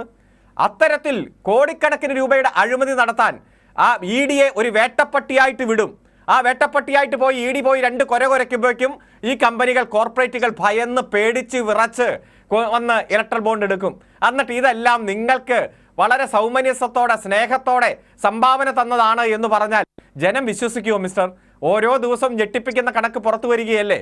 ഇലക്ട്രൽ ബോണ്ട് വന്നപ്പോൾ തന്നെ അഴിമതി നടത്താൻ വേണ്ടിയിട്ടുള്ള വേദിയാണ് എന്ന് ഏറ്റവും ആദ്യം പറഞ്ഞത് CPM ആണ്. ഞങ്ങൾക്ക് നയാ പൈസ വേണ്ട, ഇലക്ട്രൽ ബോണ്ട് ഞങ്ങൾ സ്വീകരിക്കില്ല, ഞങ്ങൾ അതിനുവേണ്ടി ബാങ്കുകളിൽ അക്കൗണ്ട് തുറക്കില്ല എന്ന് പറഞ്ഞ 2 പാർട്ടിയെ ഈ ഇന്ത്യയിലുള്ളൂ. അത് CPMഉം CPIയുമാണ്. നിയമ പോരാട്ടം സുപ്രീം കോടതിയിൽ പോയി ആരംഭിച്ചത് CPM ആണ്. ആ കേസിലാണ് 4 കൊല്ലം കഴിഞ്ഞ് ഇപ്പോൾ സുപ്രധാനമായിട്ടുള്ള വിധി വന്നിരിക്കുന്നത്. ഇലക്ട്രൽ ബോണ്ട് ഭരണഘടനാ വിരുദ്ധമാണ്, കോടിക്കണക്കിന് രൂപയുടെ അഴിമതിക്ക് വേണ്ടിയിട്ടുള്ള വേദി ഒരുക്കലാണ്. അത്തരത്തിൽ ഒരു വിധി വന്നതിന് ശേഷം ഇനി നിങ്ങൾ എത്ര ന്യായീകരിച്ചിട്ട് എന്താ കാര്യം? 2018-19 കാലത്തെ പുറത്തു വന്നിട്ടില്ല. എത്ര രൂപയുടെ ഇലക്ട്രൽ ബോണ്ട് എന്നുള്ള കണക്ക് വന്നിട്ടില്ല. 2019 ഏപ്രിൽ 1 മുതൽ 2024 ഫെബ്രുവരി 15 വരെയുള്ളതേ കണക്ക് പുറത്തു വന്നുള്ളൂ. അതിലാണ് ഈ രാജ്യത്തുള്ള ഇലക്ട്രൽ ബോണ്ടിന്റെ 45% BJPക്ക് തന്നെ കിട്ടിയിരിക്കുന്നത്. കോൺഗ്രസിനും 1445 രൂപയുടെ ഇലക്ട്രൽ ബോണ്ട് കിട്ടി. അത് പോക്കറ്റിൽ ഇട്ടിട്ടാണ് അവർ പറയുന്നത് അതത്ര ശരിയായ കാര്യമല്ല എന്ന്. എന്തുകൊണ്ട് കോൺഗ്രസും പറഞ്ഞില്ല ഞങ്ങൾക്ക് വേണ്ട എന്ന് പറഞ്ഞില്ല? ഇന്ത്യയിലെ പല രാഷ്ട്രീയ കക്ഷികളും ഇലക്ട്രൽ ബോണ്ട് മത്സരിച്ച് വാങ്ങിക്കുന്നതും എന്തിനാണ് കൊടുത്തത്? ഏതെങ്കിലും ഗവൺമെന്റിൽ നിന്ന് ഫേവർ കിട്ടാതെ കമ്പനികൾ ഇങ്ങനെ കൊടുക്കുമോ? ആ ഫേവർ എന്തിനു വേണ്ടിയിട്ടായിരുന്നു എന്നതാണ് ഏറ്റവും ഗൗരവമായിട്ടുള്ള വിഷയം. ഗവൺമെന്റിൽ നിന്ന് പല ഉത്തരവ് കിട്ടാൻ അല്ലെങ്കിൽ അനുവാദം കിട്ടാൻ വേണ്ടി കമ്പനികൾ കൊടുത്തത് 835 കോടി രൂപയുടെ ഇലക്ട്രൽ ബോണ്ടാണ് ഗവൺമെന്റിൽ നിന്ന് അനുമതി കിട്ടാൻ വേണ്ടിയിട്ട് തന്നെ. അത്തരത്തിൽ നിരവധി കണക്കുകൾ നമ്മൾ കണ്ടുകൊണ്ടിരിക്കുകയാണ്. അതുകൊണ്ട് ഈ രാജ്യത്തെ ജനാധിപത്യ പ്രക്രിയയെ, ജനാധിപത്യത്തെ പണാധിപത്യം കൊണ്ട് കീഴടക്കാൻ രാഷ്ട്രീയ പാർട്ടികൾക്ക് വലിയ തരത്തിൽ കള്ളപ്പണം സമ്പാദിക്കാൻ, കള്ളപ്പണം വെളുപ്പിക്കാൻ, അതുപോലെ അഴിമതി പണം സ്വീകരിക്കാൻ വേണ്ടിയിട്ടുള്ള ഇലക്ട്രൽ ബോണ്ട് സംവിധാനം തന്നെയാണ് ഈ തെരഞ്ഞെടുപ്പ് കൈകാര്യം ചെയ്യുന്ന ഏറ്റവും പ്രധാനപ്പെട്ട രാഷ്ട്രീയ വിഷയങ്ങളിൽ ഒന്ന് എന്നത് നമ്മൾ ചർച്ച ചെയ്യുകയാണ്. അതോടൊപ്പം തന്നെ പൗരത്വ ഭേദഗതി നിയമവും ജനിച്ച നാട്ടിൽ അഭയാർത്ഥികളായ ആളുകളെ മാറ്റി ചെയ്യും എന്ന് കരുതുന്നുണ്ടോ? ഇപ്പോൾ സുപ്രീം കോടതിയിൽ ഈ വിഷയം വരുമ്പോൾ തെരഞ്ഞെടുപ്പ് തീയതി വരെ ഈ കണക്കുകൾ പുറത്തു വരാതിരിക്കാനായി നടത്തിയ ഇടപെടൽ പോലും നമുക്ക് ഓർമ്മയുണ്ട്. അവസാനം അരുൺ പറഞ്ഞതുപോലെ സുപ്രീം കോടതിയുടെ ഭാഗത്ത് നിന്ന് വലിയ പരാമർശങ്ങൾ ഉണ്ടായ ശേഷമാണ് ഈ കണക്കുകൾ പുറത്തുവിടുന്നത്. നോക്കൂ, അപ്പോഴും ആരിൽ നിന്ന് വാങ്ങി എന്ന് BJP പറയാൻ തയ്യാറാകുന്നില്ല എന്നുള്ളിടത്താണ് പ്രശ്നം. ശ്രീ ഉല്ലാസ് ബാബു. ഞാൻ ആദ്യത്തെ ഒന്ന് രണ്ട് വരികൾ ഞാൻ കേട്ടിട്ടില്ല. അരുൺ അതിന്റെ ഇടയിൽ സംസാരിക്കുന്നത് തീർക്കാത്തത് കൊണ്ട് ഞാൻ കേട്ടിട്ടുണ്ടായിരുന്നില്ല. പക്ഷെ അതിന്റെ ഇപ്പൊ അവസാനം കേട്ട കാര്യങ്ങൾക്ക് ഞാൻ കൃത്യമായിട്ട് മറുപടി പറഞ്ഞുതരാം. ഇടപെടരുത് പ്ലീസ്. ഒരു 2 സെക്കൻഡ് ഒന്ന് ക്ഷമിച്ചിരിക്കണേ. അതായത് അരുൺ സംസാരിക്കുന്ന സമയത്ത് പറഞ്ഞു, ഞങ്ങൾ ജനാധിപത്യത്തിനെ പണാധിപത്യത്തെ കൊണ്ട് കൈകാര്യം ചെയ്യാൻ നോക്കൂ അരുൺ, ഇലക്ഷൻ പ്രഖ്യാപിച്ചില്ലേ? ഇനി ഏപ്രിൽ 26 കേരളത്തിലടങ്ങുന്ന അല്ലെങ്കിൽ മൊത്തം സംവിധാനങ്ങളിൽ ഏപ്രിലും മെയിലായിട്ട് തെരഞ്ഞെടുപ്പ് നടക്കല്ലേ? ഏറ്റവും വലിയ ജനാധിപത്യ പ്രക്രിയയിലെ ജനങ്ങളുടെ മുമ്പിലേക്കാണല്ലോ നമ്മളെല്ലാവരും രാഷ്ട്രീയ പാർട്ടികൾ പോകുന്നത്. ഇന്ത്യ മഹാരാജ്യം ഭരിക്കും, അല്ലെങ്കിൽ ഇന്ത്യ മഹാരാജ്യത്തെ ഭരണ സംവിധാനത്തെ ഞങ്ങൾ കൈകാര്യം ചെയ്യും, അല്ലെങ്കിൽ ഞങ്ങൾ അതിന് തിരുത്തൽ ശക്തിയായി പ്രവർത്തിക്കുമെന്ന് പറയുന്ന ഇടതുപക്ഷം മത്സരിക്കുന്ന സ്ഥാനാർത്ഥി ലിസ്റ്റുകൾ എത്ര എണ്ണം ഉണ്ടെന്ന് അരുൺ അറിയാലോ. നിങ്ങൾ ജയിക്കാൻ പോകുന്നതും എത്ര ഉണ്ടെന്ന് അരുൺ അറിയാലോ. ഞങ്ങൾ ഒരു കാര്യം കൃത്യമായിട്ട് പറയാം. 400 സീറ്റുകളുമായി ഈ ഇന്ത്യ മഹാരാജ്യത്ത് അധികാരത്തിൽ കയറണം എന്നുള്ള ഉദ്ദേശ ലക്ഷ്യത്തോടു കൂടി തന്നെയാണ് ഞങ്ങൾ തെരഞ്ഞെടുപ്പിനെ നേരിടുന്നതും. ജനാധിപത്യ പ്രക്രിയയിൽ ഞങ്ങൾ ചെയ്ത പ്രവർത്തികൾ, നിങ്ങൾ ഉന്നയിച്ച വിഷയങ്ങളൊക്കെ ഉണ്ടല്ലോ, ജനങ്ങളുടെ മുമ്പിലുണ്ടല്ലോ സാർ. ഞങ്ങൾ കൃത്യമായി പറയുന്നു, ഞങ്ങൾ ഇലക്ട്രൽ ബോണ്ട് സിസ്റ്റത്തിനകത്ത് ട്രാൻസ്പാരൻസി കൊണ്ടുവരാനാണ് ഞങ്ങൾ ശ്രമിച്ചത്. സുപ്രീം കോടതിയുടെ ഭാഗത്തു നിന്ന് ഏതെങ്കിലും തരത്തിലുള്ള കാര്യങ്ങൾ ശരിയല്ല എന്ന് ബഹുമാനപ്പെട്ട നീതിന്യായ പീഠം പറഞ്ഞിട്ടുണ്ടെങ്കിൽ അതിന്റെ പ്രക്രിയകൾ വരേണ്ട മാറ്റങ്ങൾ അതിനകത്ത് കൃത്യമായി വരും. SBI കൊടുക്കേണ്ട കാര്യങ്ങൾ SBI കൃത്യമായി കൊടുത്തോട്ടെ. പക്ഷേ അത്തരം ചില മാറ്റങ്ങൾ മതിയായിരുന്നു എന്ന് പറഞ്ഞിട്ടും സുപ്രീം കോടതി അത് കേട്ടിട്ടില്ല എന്നുള്ളത് കൂടി ഓർക്കണേ. പറഞ്ഞില്ലേ? എന്നാ നിങ്ങൾ അങ്ങ് പ്രസംഗിക്കുക. ഒരു കാര്യം പറയും, ഒരു മാന്യത കാണിക്കുന്നു. നിങ്ങൾ പറയുന്നതിൽ വസ്തുതാവിരുദ്ധമായ കാര്യങ്ങൾ ഉള്ളത് കൊണ്ടല്ലേ ഇടപെടേണ്ടി വരുന്നത് ശ്രീ ഉല്ലാസ് ബാബു? വസ്തുതാവിപരമായിട്ടുള്ള കാര്യങ്ങൾ എന്ന് പറയുമ്പോൾ ഞാൻ സംസാരിച്ചു കഴിഞ്ഞിട്ട് നിങ്ങൾക്ക് ആ കാര്യങ്ങൾ ചൂണ്ടിക്കാണിച്ച് അതിന് മറുപടി ഞാൻ പറയില്ലേ? ഇതിന്റെ അകത്ത് കയറിയിട്ട് ഇങ്ങനെ കിറുകിറുകിറുകിറുകിറുന്നിരിക്കുന്ന എന്ത് മാന്യതായിട്ടുള്ള ആങ്കർ സ്വഭാവമാണ്? നിങ്ങൾ അരുൺകുമാർ സംസാരിക്കുമ്പോൾ, സേനാപതി വേണു സംസാരിക്കുമ്പോൾ ഈ വേഷം കെട്ടൊന്നും കാണിച്ചില്ലല്ലോ. BJP പ്രതിനിധി കാണിക്കുമ്പോൾ മാത്രം നിങ്ങൾക്ക് ഇത്ര വലിയ വിഷമം. നിങ്ങൾ അല്പം കൂടി മാന്യമായിട്ട് സംസാരിച്ചാൽ അല്പം കൂടി നല്ലതാകും. നിങ്ങൾ പറഞ്ഞതിലെ വസ്തുതാവിരുദ്ധമായി നിങ്ങൾ പറഞ്ഞു, സുപ്രീം കോടതിയിൽ പറഞ്ഞു ഇതിൽ പ്രശ്നമുണ്ടെങ്കിൽ പരിഹരിക്കാമെന്ന് പറഞ്ഞു. അതെ, നിങ്ങളത് പറഞ്ഞിരുന്നു. പക്ഷെ അങ്ങനെയല്ല അപ്പോൾ സുപ്രീം കോടതി മറുപടി പറഞ്ഞത്. അത് പറയുമ്പോൾ ചൂണ്ടിക്കാട്ടുന്നതിൽ എന്തിനാണ് ഇങ്ങനെ രോഷം കാണിക്കുന്നത് ശ്രീ ഉല്ലാസ് ബാബു? വസ്തുതാവിരുദ്ധമായിട്ട് പ്രവർത്തനങ്ങൾ ഒന്നും ഞാൻ പറയുന്നില്ല. നിങ്ങൾ പറഞ്ഞ കാര്യങ്ങൾക്ക് നിങ്ങൾ ചോദിച്ചു ചോദിച്ചില്ല, ഞാൻ മറുപടി പറയുന്നത്. അത് കഴിഞ്ഞിട്ട് ആ മറുപടി എന്തെങ്കിലും തെറ്റുണ്ടെങ്കിൽ നിങ്ങൾ ചോദിച്ചു ഞാൻ തിരിച്ചു പറയില്ലേ? അല്ല, അതാണല്ലോ ചോദിക്കുന്നത് ശ്രീ ഉല്ലാസ് ബാബു. അതങ്ങനെ പറഞ്ഞു പോയാൽ മതിയല്ലോ. അല്ല, പറഞ്ഞു പോകല്ലെന്ന് ഇനി തന്നെ നിങ്ങൾ തുടരും. അതുകൊണ്ടാണ് പറഞ്ഞത്. വളരെ ജെന്റിലായിട്ട് ഞാൻ സംസാരിക്കുന്നത്. അതിന്റെ ഇടയിൽ കയറിയിട്ട് നിങ്ങൾ ഇങ്ങനെ ഇടപെട്ടുകൊണ്ടിരിക്കുകയാണ്. അല്ല, നിങ്ങൾ ഇങ്ങനെ ഒച്ച വെച്ചാൽ അപ്പോൾ നിങ്ങൾ വസ്തുതാവിരുദ്ധമായ കാര്യങ്ങൾ പറഞ്ഞാൽ ഞാൻ മിണ്ടാതിരിക്കുമെന്ന് താങ്കൾ കരുതുന്നുണ്ടോ? ശരി, ഞാൻ മടങ്ങി വരാം. ശ്രീ സേനാപതി വേണു, നോക്കൂ. അപ്പോൾ വീണ്ടും ആ 400 സീറ്റ് എന്ന കണക്കിലേക്ക് വരുന്നു, കേരളത്തിലെ 2 അക്കം എന്നുള്ള കണക്കിലേക്ക് വരുന്നു. ഇവിടെ ഇപ്പോൾ പത്മജ വേണുഗോപാൽ പോയതിന് പിന്നാലെ ഇന്നലെ ഇപ്പോൾ അവർ കൈരളിക്ക് തന്നെ നൽകിയ ഒരു അഭിമുഖത്തിൽ പറയുന്നുണ്ട്, ഇനി വരാൻ പോകുന്ന നേതാക്കൾ കെ മുരളീധരനാണ്, രാജ്മോഹൻ ഉണ്ണിത്താനാണ് എന്നൊക്കെ. അപ്പോൾ അത്തരം ആത്മവിശ്വാസം BJP ക്യാമ്പിനുണ്ട്. അവിടെയാണ് ഇത്തരത്തിൽ നോക്കൂ, ഇതിപ്പോൾ 2 തരത്തിലാണ് കാര്യങ്ങൾ. ഒന്ന്, ഈ കേരളത്തിലെ തന്നെ പ്രധാനപ്പെട്ട നേതാക്കൾ അല്ലെങ്കിൽ പ്രധാനപ്പെട്ട നേതാക്കളുടെ മക്കൾ അവർ പരസ്യമായി BJPയിലേക്ക് പോകുന്നു, ആ നിലയിലുള്ള പിന്തുണ അറിയിക്കുന്നു. മറ്റൊരു തരത്തിൽ രഹസ്യമായി ഇപ്പോൾ നമ്മൾ ആദ്യം കേട്ട ഓഡിയോ സംഭാഷണം പോലെ അത്തരം ചില നീക്കുപോക്കുകൾ നടക്കുന്നു. അവിടെയാണ് 400 സീറ്റ് എന്ന ആത്മവിശ്വാസം. ശ്രീ സേനാപതി വേണു, ഇപ്പോൾ 400 സീറ്റ് എന്ന് പറയുന്ന BJPയുടെ ആത്മവിശ്വാസത്തിലേക്ക് എത്തണമെങ്കിൽ ഉത്തരേന്ത്യൻ സംസ്ഥാനങ്ങൾ കൊണ്ട് മാത്രം മതിയാകില്ല. അവിടെ ദക്ഷിണേന്ത്യൻ സംസ്ഥാനങ്ങൾ കൂടി വേണ്ടിവരും. മുൻപ് 84 കോൺഗ്രസിന്റെ ചരിത്രം അവർ ആവർത്തിക്കുമെന്നാണല്ലോ പറയുന്നത്. അന്ന് കോൺഗ്രസിന് കേരളത്തിൽ നിന്ന് മാത്രം ലഭിച്ച സീറ്റ് 13 അല്ലേ ശ്രീ സേനാപതി വേണു? അപ്പോൾ കേരളത്തിൽ നിന്നടക്കം അത്തരം ചില കണക്കുകളിലേക്ക് വരണം BJPക്ക്. അപ്പോൾ അവർ എങ്ങനെയാണ് അവർ പ്രതീക്ഷിക്കുന്നത്? സേനാപതി. അസിത, ഒന്ന് നമ്മളിപ്പോൾ ചർച്ച ചെയ്യുന്ന ഒരു വിഷയം എന്ന് പറഞ്ഞാൽ, ഈ തെരഞ്ഞെടുപ്പിൽ ഏതെങ്കിലും രീതിയിലുള്ള അവിശുദ്ധമായ കൂട്ടുകെട്ടുകൾ ഏതെങ്കിലും രാഷ്ട്രീയ മുന്നണികൾ തമ്മിലുണ്ടോ എന്നുള്ളതാണ് നമ്മുടെ വിഷയം. അങ്ങ് ചോദിച്ച ഒരു ചോദ്യം ആദ്യം ആമുഖമായി ചോദിച്ചതും അത് തന്നെയാണ്. ഏതെങ്കിലും തരത്തിൽ BJPയുമായി അല്ലെങ്കിൽ NDAയുമായി കോൺഗ്രസ് തെരഞ്ഞെടുപ്പ് സഖ്യത്തിൽ രഹസ്യമായി ഏർപ്പെട്ടിട്ടുണ്ടോ എന്നുള്ള ആ ഒരു രീതിയിലാണല്ലോ, അതാണല്ലോ നമ്മുടെ ചർച്ചയുടെ ഒരു വിഷയം. എനിക്ക് കൗതുകകരമായിട്ട് തോന്നിയത് അങ്ങയുടെ ചോദ്യത്തെക്കാൾ ശ്രീ ബഹുമാന്യായ എൻ്റെ സ്നേഹിതൻ അഡ്വക്കേറ്റ് അരുൺകുമാറിൻ്റെ ചോദ്യം, അദ്ദേഹത്തിൻ്റെ ഇതിനകത്തുള്ള അഭിപ്രായം. അദ്ദേഹം പറയുന്നു, ഇന്നത്തെ കോൺഗ്രസ്സുകാരൻ, ഇന്നത്തെ BJP, നമ്മൾ ചർച്ച ചെയ്യുന്നത് കേരളത്തെക്കുറിച്ചാണ്. വടക്കേ ഇന്ത്യയെക്കുറിച്ച് ചർച്ച ചെയ്യാനാണെങ്കിൽ നമുക്കത് വിശദമായിട്ട് ചർച്ച ചെയ്യാം. ഞാൻ അദ്ദേഹത്തോട് വളരെ വിനീതമായിട്ട് ചോദിക്കാൻ ആഗ്രഹിക്കുന്ന ഒരു ചോദ്യം, കേരളത്തിൽ നിന്ന്, അതായത് കേരള സംസ്ഥാനം രൂപം കൊണ്ടതിന് ശേഷം ഇന്നോളം കേരളത്തിൽ നിന്ന് കോൺഗ്രസിന്റെ ടിക്കറ്റിൽ മത്സരിച്ച് വിജയിച്ച ഏതെങ്കിലും ഒരു MPയോ ഏതെങ്കിലും ഒരു MLAയോ, അവരാണല്ലോ ഭരിക്കുന്ന ആളുകൾ, ഏതെങ്കിലും ഒരാൾ BJPയിൽ പോയതായി അങ്ങ് അവരുടെ ആരുടെയെങ്കിലും പേര് ഒന്ന് വെളിപ്പെടുത്തിയാൽ നല്ലതായിരിക്കും എന്ന് എനിക്ക് അങ്ങയോട് സൂചിപ്പിക്കാൻ. എന്നാൽ ഞാൻ തിരിച്ചങ്ങോട്ട് പറയുന്നു, ഇടതുപക്ഷത്തിന്റെ സ്ഥാനാർത്ഥിയായി MP ആയവരും MLA ആയവരും മന്ത്രിയായവരും BJP-യിൽ പോയിട്ടുണ്ട്. ആ കാര്യത്തിൽ അങ്ങേക്ക് തർക്കമുണ്ടെങ്കിൽ ഞാൻ അവരുടെ പേരുകൾ പറയാം. ഒന്ന്, ഈ തൊട്ട് ഇപ്പോഴത്തെ നിയമസഭയല്ല, ഇതിനു മുമ്പ്, അതായത് 11 to 16 ആ നിയമസഭയിൽ കാഞ്ഞിരപ്പള്ളിയിൽ നിന്ന് ഇടതുപക്ഷത്തിന്റെ സ്ഥാനാർത്ഥിയായിട്ട് മത്സരിച്ച ആളാണ് ശ്രീ അൽഫോൻസ് കണ്ണന്താനം IAS. അദ്ദേഹം ഞങ്ങളുടെ സ്ഥാനാർത്ഥി ആയിരുന്നില്ല, UDF-ന്റെ സ്ഥാനാർത്ഥി ആയിരുന്നില്ല, അദ്ദേഹം LDF-ന്റെ ആണ്. അദ്ദേഹം നേരെ ചേക്കേറിയത് BJP മുന്നണിയിലാണ്, NDA-യിലാണ്. അപ്പോൾ ഞാൻ അരുണിനോട് എല്ലാ ബഹുമാനവും നിലനിർത്തിക്കൊണ്ട് പറയുന്നു, അരുണെ, ഇന്നോളം കേരളത്തിൽ MP ആയോ MLA ആയോ ജയിച്ചിട്ടുള്ള കോൺഗ്രസിന്റെ ഒരു നേതാവ്, ഇനി MP ആയിട്ടുള്ള ആൾ പോയതാരാണെന്ന് ചോദിച്ചു കഴിഞ്ഞാൽ ഒരു സംശയം വേണ്ട. നിങ്ങൾ SFI-യിലൂടെ വളർത്തി, നിങ്ങൾ DYFI-യിലൂടെ വളർത്തി അത്ഭുതക്കുട്ടിയായി മാറിയ അബ്ദുള്ളക്കുട്ടി ചിലപ്പോൾ ഞങ്ങളുടെ പാർട്ടിയിൽ വന്നിട്ടുണ്ടാവും, അതൊന്നും ഞങ്ങൾ നിഷേധിക്കുന്നില്ല. പക്ഷേ അദ്ദേഹം ഇടതുപക്ഷത്തിലൂടെയാണ് MP ആയത്, അദ്ദേഹം ഇടതുപക്ഷത്തിലൂടെയാണ് നേതാവായത്. അദ്ദേഹം ഇപ്പൊ ചേക്കേറിയിരിക്കുന്നത് BJP-യിലാണ്.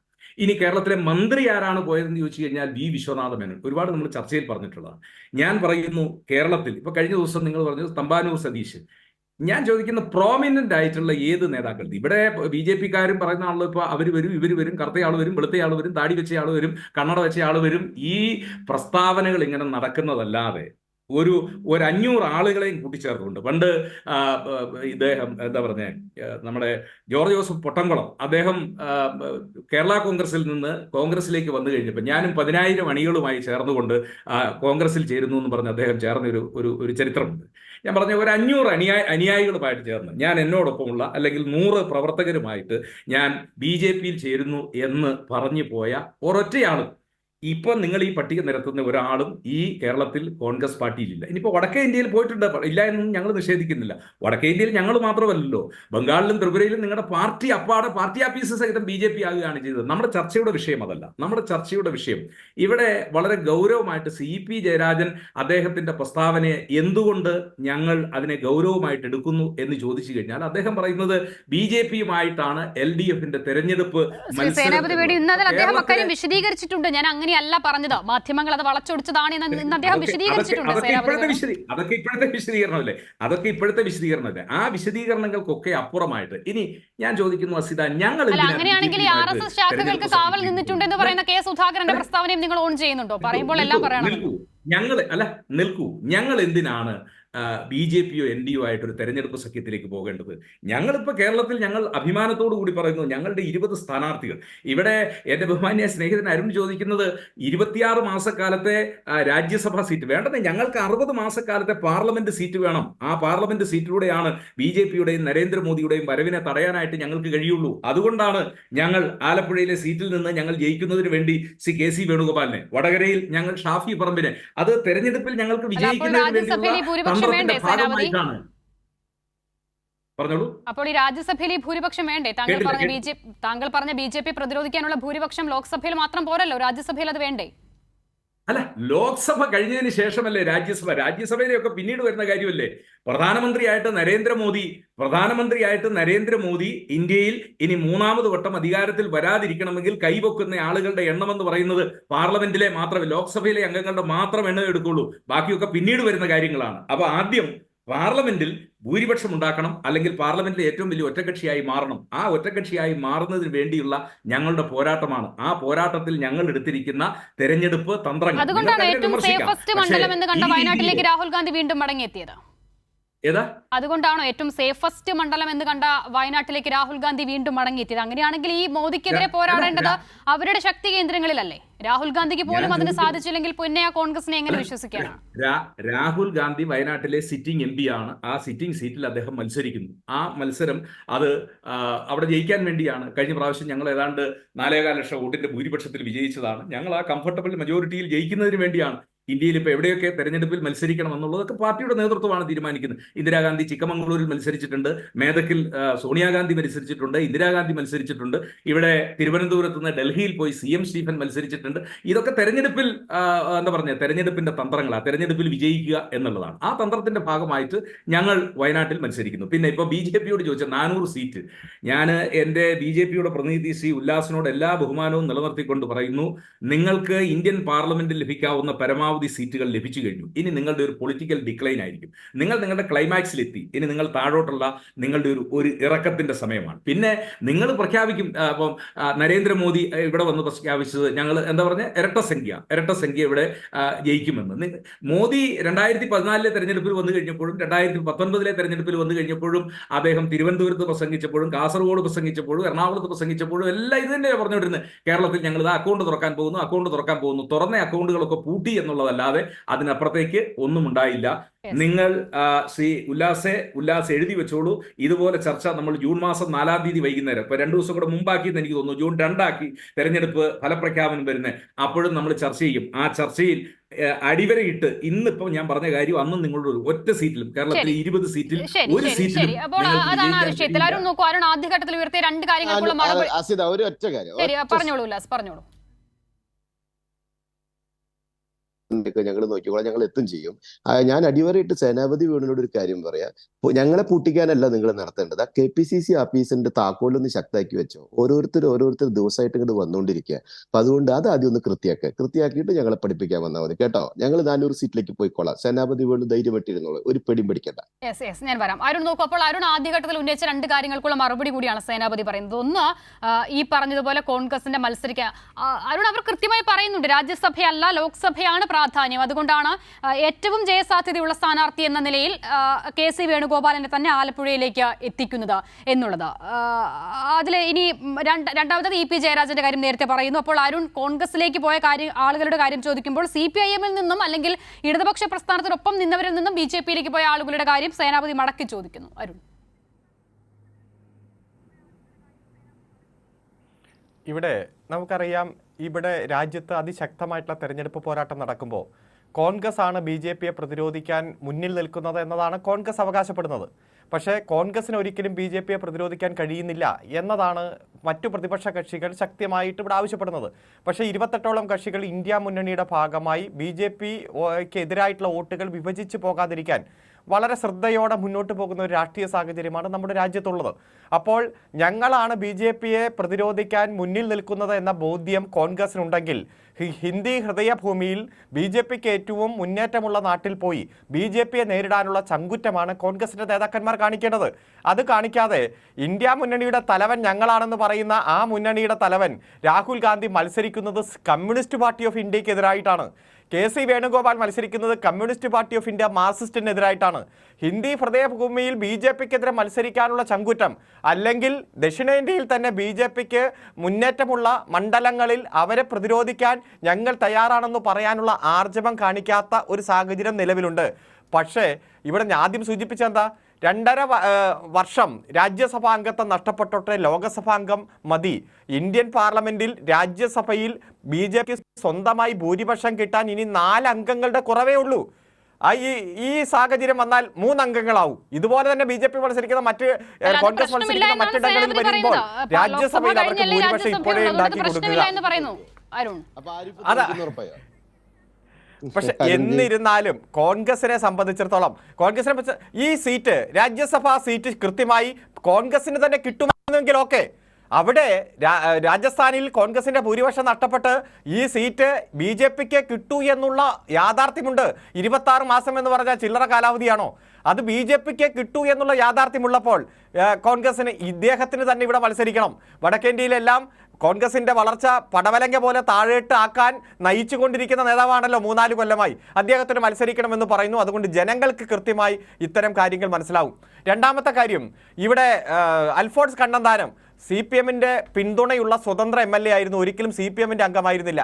ആ MLA കാലാവധി കഴിഞ്ഞപ്പോൾ അദ്ദേഹത്തിന് രാഷ്ട്രീയപരമായിട്ടുള്ള മാറ്റമുണ്ടായി. അതേപോലെ തന്നെ മന്ത്രിയായി MP ആയിട്ടിരുന്നയാൾ CPM-ന്റെ സംസ്ഥാന കമ്മിറ്റിയിൽ നിന്നെല്ലാം ഒഴിഞ്ഞ് വിശ്രമിക്കുന്ന കാലത്ത് അദ്ദേഹം മറ്റൊരു സ്വതന്ത്ര സ്ഥാനാർത്ഥിയായിട്ട് മത്സരിച്ചു, BJP പിന്തുണ കൊടുത്തു. അതൊക്കെ എത്രയോ തവണ നമ്മൾ ചർച്ച ചെയ്തു പോയതാണ്. പക്ഷേ ഇപ്പോൾ ഞാൻ ആദ്യം സൂചിപ്പിച്ചല്ലോ, 4 മുഖ്യമന്ത്രിമാർ കോൺഗ്രസിൽ ഉണ്ടായിരുന്നതിൽ 4-ൽ 3 പേരും BJP ആയി മാറിക്കഴിഞ്ഞു. ഇപ്പോൾ സാക്ഷാൽ ഇദ്ദേഹം കുഞ്ഞാലിക്കുട്ടി എന്താ പറഞ്ഞേ? ബാപ്പമാർ പോകാതെ നോക്കിയാൽ മതി. ഞാൻ പറയട്ടെ ബാപ്പമാർ പോകാതിരിക്കട്ടെ. അല്ലല്ല, കേരളത്തിലെ രാഷ്ട്രീയം ആയിക്കോട്ടെ, ഞാൻ പറയട്ടെ, ബാപ്പമാർ പോകാതെ നോക്കിയാൽ മതി, മക്കൾ പൊക്കോട്ടെ എന്ന് പറഞ്ഞത് സാക്ഷാൽ കുഞ്ഞാലിക്കുട്ടി തന്നെയാണ്. ഈ BJP 14 സ്ഥാനാർത്ഥികളെ പ്രഖ്യാപിച്ചപ്പോഴേ അതിൽ 4 പേരും പഴയകാല കോൺഗ്രസ് നേതാക്കന്മാരാണ്. ഇപ്പൊ കണ്ണൂരിലെ BJPയുടെ സ്ഥാനാർത്ഥി ആരാ? കഴിഞ്ഞ 2 കൊല്ലം മുമ്പ് നടന്ന നിയമസഭാ തെരഞ്ഞെടുപ്പിൽ ധർമ്മടത്തിൽ സാക്ഷാൽ സഖാവ് പിണറായി വിജയനെതിരെ മത്സരിച്ച ആളാണ് രഘുനാഥ്. അദ്ദേഹമാണ് BJP സ്ഥാനാർത്ഥി. അതുപോലെ തന്നെ മലപ്പുറത്തെ BJPയുടെ സ്ഥാനാർത്ഥി ആരാ? അതുപോലെ തന്നെ പത്തനംതിട്ടയിലെ BJP സ്ഥാനാർത്ഥി സാക്ഷാൽ AK ആന്റണിയുടെ മകൻ തന്നെയല്ലേ? അതുപോലെ മാവേലിക്കരയിലെ BJPയുടെ സ്ഥാനാർത്ഥി NDAയുടെ സ്ഥാനാർത്ഥി ആരാ? അദ്ദേഹം ആലപ്പുഴയിലെ DCC ജനറൽ സെക്രട്ടറി ആയിരുന്നു. കഴിഞ്ഞ നിയമസഭാ തെരഞ്ഞെടുപ്പിൽ മത്സരിച്ച ആളാണ്. 14 എണ്ണം പ്രഖ്യാപിച്ചപ്പോഴേക്കും 4 എണ്ണം പഴയ കോൺഗ്രസ് നേതാക്കന്മാരാണ് BJPയുടെ സ്ഥാനാർത്ഥി. ഇതൊക്കെ നമ്മൾ കാണുകയല്ലേ. 13 സംസ്ഥാനത്തെ മുൻ മുഖ്യമന്ത്രിമാർ പോയി. ഇപ്പോഴത്തെ 4 BJP മുഖ്യമന്ത്രിമാർ പഴയ BJP മുഖ്യമന്ത്രിയാണ്. ആസാം, ഞാൻ പറയട്ടെ,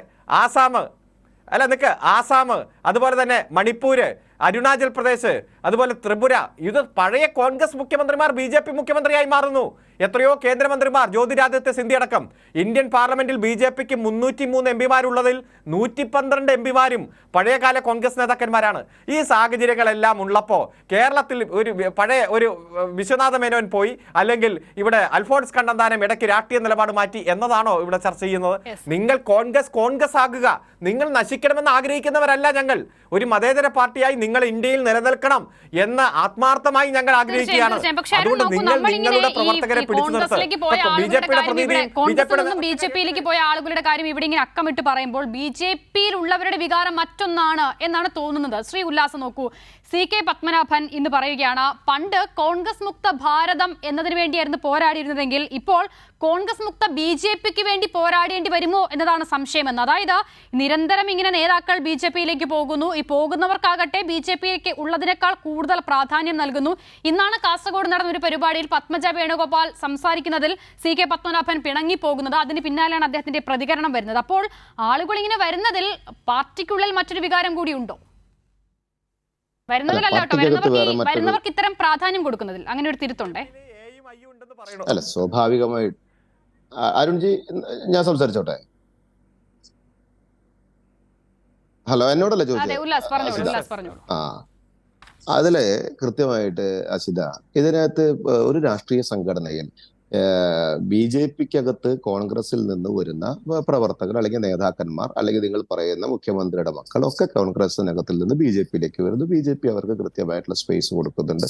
സ്വാഭാവികമായിട്ട് ഒരു രാഷ്ട്രീയ സംഘടനയിൽ നിന്ന് മറ്റൊരു രാഷ്ട്രീയ സംഘടനയിലേക്ക് വരുമ്പോൾ ഇവർ അനിൽകുമാറിനെ കൈകാര്യം ചെയ്ത പോലെ KPCC general secretary Anilkumar communist പാർട്ടിയിലേക്ക് പോയി പോട്ടോപേക്കിന്റെ ചെയർമാനാക്കി വെച്ചില്ലേ? അതേപോലെ തന്നെ ഞങ്ങളുടെ തന്നെ കണ്ണൂരുള്ള നേതാവ് പോയ സമയത്ത് മലബാർ ദേവസ്വം ബോർഡിൽ ഇവർ വെച്ചില്ലേ? അതേപോലെ തന്നെ മാണി കോൺഗ്രസ് കോഴമാണി എന്ന് പറഞ്ഞ് വിളിച്ച് മുദ്രാവാക്യം വിളിച്ചവർ ഇപ്പോഴേ നിങ്ങളുടെ കൂടെ കൂടിയ സമയത്ത് റോഷി അഗസ്റ്റിന് മന്ത്രിസ്ഥാനം കൊടുത്തില്ലേ? അതേപോലെ തന്നെ പല സംഘടനകളിൽ നിന്നും പല രാഷ്ട്രീയ പാർട്ടിയിലേക്ക് പോകുന്ന സമയത്ത് അവർക്ക് വ്യക്തമായിട്ട് പ്രാധാന്യം അറിയിക്കുന്ന രീതിയിൽ കൈകാര്യം ചെയ്യുന്നത് ഒരു സ്വാഭാവികമായിട്ടുള്ള പ്രക്രിയയായിട്ട് കണ്ടാൽ മതി. പിന്നെ CKPയെ സംബന്ധിച്ചിടത്തോളം അദ്ദേഹം പറഞ്ഞൊരു കാര്യം, അദ്ദേഹം വളരെ മുതിർന്ന നേതാവാണ്. ഞാനൊക്കെ ഒരു വിദ്യാർത്ഥി സംഘടനയിൽ പ്രവർത്തിക്കുന്ന സമയത്ത് ഈ BJPയുടെ സംസ്ഥാന അധ്യക്ഷനായിട്ടുള്ള വ്യക്തിയാണ്. അപ്പൊ അദ്ദേഹത്തിന്റെ ഒരു വാക്കുകളെ ഒരു വ്യക്തിപരമായിട്ടുള്ള കാര്യമായിട്ട് കാണുന്നുള്ളൂ. അതിനെ ചോദ്യം ചെയ്യാനോ അതിനെ ആ ഒരു സീനിയോറിറ്റിനെ എതിർക്കാൻ ഞാൻ തയ്യാറില്ല. രണ്ടാമത്തെ കാര്യം, ഒരു കാര്യം മനസ്സിലാക്കണം, നിങ്ങൾ ഈ തെരഞ്ഞെടുപ്പ് ചർച്ച ചെയ്യുമ്പോൾ കൈരളി പോലത്തെ ഒരു ന്യൂസ് ചർച്ച ചെയ്യേണ്ട ഒരു കാര്യമുണ്ട്. കേരളത്തിൽ പിണറായി സർക്കാർ 7 വർഷക്കാലമായി നടത്തിയിട്ടുള്ള വികസനത്തെ ഒന്ന് മുന്നിൽ നിർത്തി തെരഞ്ഞെടുപ്പിനെ ചർച്ച ചെയ്യാൻ നിങ്ങൾ ഒരു ദിവസം പിണറായിയുടെ 7 വർഷങ്ങൾ എന്ന് പറഞ്ഞ ചർച്ചയ്ക്ക് ഞങ്ങളെ വിളിക്കുന്നേ. ആ 7 വർഷത്തിന്റെ കാര്യങ്ങൾ പറ. സപ്ലൈകോലടക്കമുള്ള കാര്യങ്ങൾ കൃത്യമായി നിങ്ങൾ പറ. വില കൂടിയതടക്കമുള്ള കാര്യങ്ങൾ കൃത്യമായി പറ. ക്ഷേമ പെൻഷൻ കൊടുക്കാൻ സാധിക്കാത്ത കാര്യങ്ങൾ കൃത്യമായി പറ. സാധാരണക്കാരായിട്ടുള്ള ജനവിഭാഗം ബുദ്ധിമുട്ടുണ്ടല്ലോ. നിങ്ങൾ എന്താ അതിനെ കുറിച്ച് ചർച്ച ചെയ്യാത്ത? സർക്കാരിന്റെ ഭരണത്തെ കുറിച്ചുള്ള വിലയിരുത്തലല്ലോ ഈ ലോക്സഭാ തെരഞ്ഞെടുപ്പിൽ നമ്മൾ നടത്തുന്നത്?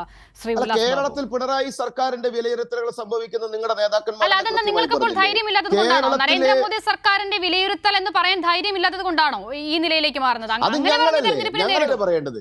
അത് ഞങ്ങളല്ലേ പറയേണ്ടത്? ഞങ്ങൾക്ക് വ്യക്തമായിട്ട് ഈ ചർച്ചയുടെ തുടക്കം തന്നെ എടുത്തു നോക്കൂ.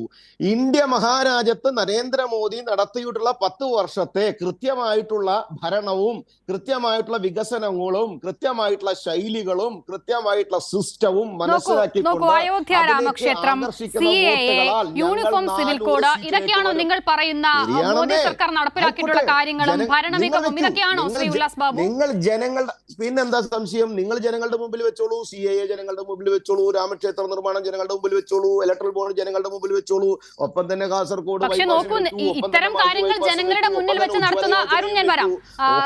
ശ്രീ ഉല്ലാസ് നോക്കൂ, ഇത്തരം കാര്യങ്ങൾ ജനങ്ങളുടെ മുന്നിൽ വെച്ച് നടത്തുന്ന ഒരു തെരഞ്ഞെടുപ്പിൽ ശ്രീ ഉല്ലാസ് നോക്കൂ, ഒരു മിനിറ്റ്. ഇത്തരം കാര്യങ്ങൾ ജനങ്ങളുടെ മുന്നിൽ വെച്ച് നടത്തുന്ന തെരഞ്ഞെടുപ്പിൽ ജനങ്ങളുടെ മാൻഡേറ്റ് ഒന്നാണെങ്കിലും അതിനെ മറികടക്കാനുള്ള പണം നിങ്ങളുടെ കയ്യിൽ ഇല്ലേ ശ്രീ ഉല്ലാസ് ബാബു? ഇപ്പോൾ ഏറ്റവും ആദ്യം നമ്മൾ ഇതിന് മുൻപത്തെ തവണ കർണാടകയിലാണല്ലോ അത് കണ്ടത്. അവിടെ മുതൽ ഇങ്ങോട്ട് എത്രമാത്രം തുടർച്ചയിൽ നമ്മൾ കാണുകയാണ്. അപ്പോൾ ഈ ജനങ്ങളുടെ മാൻഡേറ്റിനെ അംഗീകരിക്കുന്നവരാണോ നിങ്ങൾ ശ്രീ ഉല്ലാസ് ബാബു? അല്ല, എനിക്ക് മനസ്സിലായില്ല സിത. ജനങ്ങളുടെ മാൻഡേറ്റിനെ മറികടക്കുന്ന പണം, അത് നിങ്ങളുടെ ആരോപണമല്ലേ? അത് യാഥാർത്ഥ്യമാണ്. നിങ്ങൾക്ക് എവിടെയാണ് BJP പണം കൊടുത്തിട്ടാണ് ഇപ്പൊ ജനാധിപത്യത്തിനെ പണാധിപത്യം കൊണ്ട് നേരിടുന്നു എന്ന് പറയുന്ന ഇടതുപക്ഷ നേതാവിന്റെ പ്രസംഗത്തിൽ പറയുന്ന വാക്കുകളൊക്കെ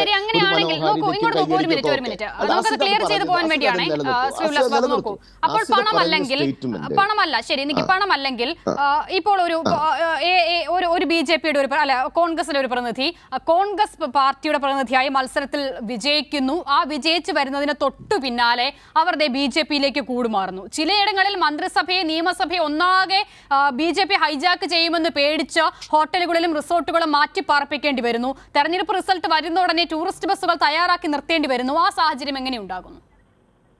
അത് അവരുടെ കൈകാര്യം ചെയ്യുന്ന രാഷ്ട്രീയ മുതിർന്ന നേതാക്കന്മാർക്ക് അവരുടെ അണികളെയും ജയിച്ചു വരുന്ന ആളുകളെയും സംരക്ഷിക്കാനും അവരെ കൈകാര്യം ചെയ്യാനും അവരെ കൃത്യമായ രീതിയിൽ പ്ലേസ് ചെയ്യാനും കപ്പാസിറ്റി ഇല്ലാത്തതിന്റെ പേരിൽ ശരി, അങ്ങനെ കോൺഗ്രസിന് കപ്പാസിറ്റി ഇല്ലാതിരിക്കുന്നിടത്ത് നിങ്ങൾ പോയി വിളിക്കുന്നു, ഞങ്ങളുടെ കൂടെ വരുന്നു എന്ന് ചോദിക്കുന്നു, കോൺഗ്രസ് നേതാക്കൾ നിങ്ങളുടെ കൂടെ അങ്ങ് വരുന്നു. അങ്ങനെയാണോ? ഒരു കാര്യം ചോദിക്കട്ടെ. അല്ല, അങ്ങനെയാണോ ശ്രീ ഉല്ലാസ് ബാബു? പറയൂ, അറിയാൻ വേണ്ടിയാണ്. അല്ല അസിത, അതിന് മറുപടി പറയട്ടെ. ഞാൻ ഒരൊറ്റ ഉദാഹരണത്തോടുകൂടി അതിന് മറുപടി കൃത്യമായിട്ട് പറയാതെ, എനിക്ക് നിങ്ങൾ ചോദിക്കുന്ന ഡയറക്റ്റ് ചോദ്യത്തിന് ഡയറക്റ്റ് മറുപടി പറയാൻ അറിയാം, കൃത്യമായിട്ടിരിക്കും.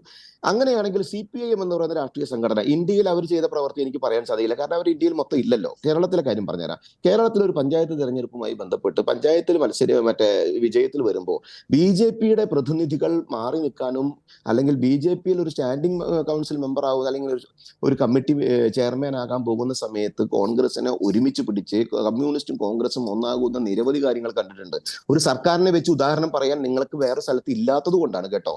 അപ്പൊ അതേപോലെ രാഷ്ട്രീയത്തിൽ ഇതേപോലെ തന്നെ മത്സരിക്കുകയും മത്സരിച്ച് ജയിച്ചു വരുന്ന സമയത്ത് അല്ലെങ്കിൽ ജയിക്കുന്ന സമയത്ത് ഭൂരിപക്ഷം തെളിയിക്കുന്ന സമയത്ത് ആളുകളുമായി സംവദിക്കുകയും ഞങ്ങളുടെ ആശയങ്ങളോട് ചേർന്ന് പോകാൻ അവർ തയ്യാറുണ്ടെങ്കിൽ അവരെ സ്വീകരിക്കുകയും ചെയ്യുന്നതൊക്കെ കാലാകാലമായിട്ട് ഈ ജനാധിപത്യ വ്യവസ്ഥയിൽ തന്നെ പല സ്ഥലത്തും കേരളം അടക്കമുള്ള അരുൺ നോക്കൂ, ഒരു സർക്കാർ സംവിധാനത്തെ അല്ലെങ്കിൽ ജനങ്ങൾ തിരഞ്ഞെടുക്കുന്ന ഒരു നിയമസഭയെ ആകെ മൊത്തത്തിൽ അടിമുടി തകിടം മറിക്കുന്നതിന് എത്ര വൃത്തിയായ മാന്യമായ ഭാഷയിലാണ് ഉല്ലാസ് ഇങ്ങനെ ന്യായീകരിക്കുന്നത് നോക്കൂ അരുൺ.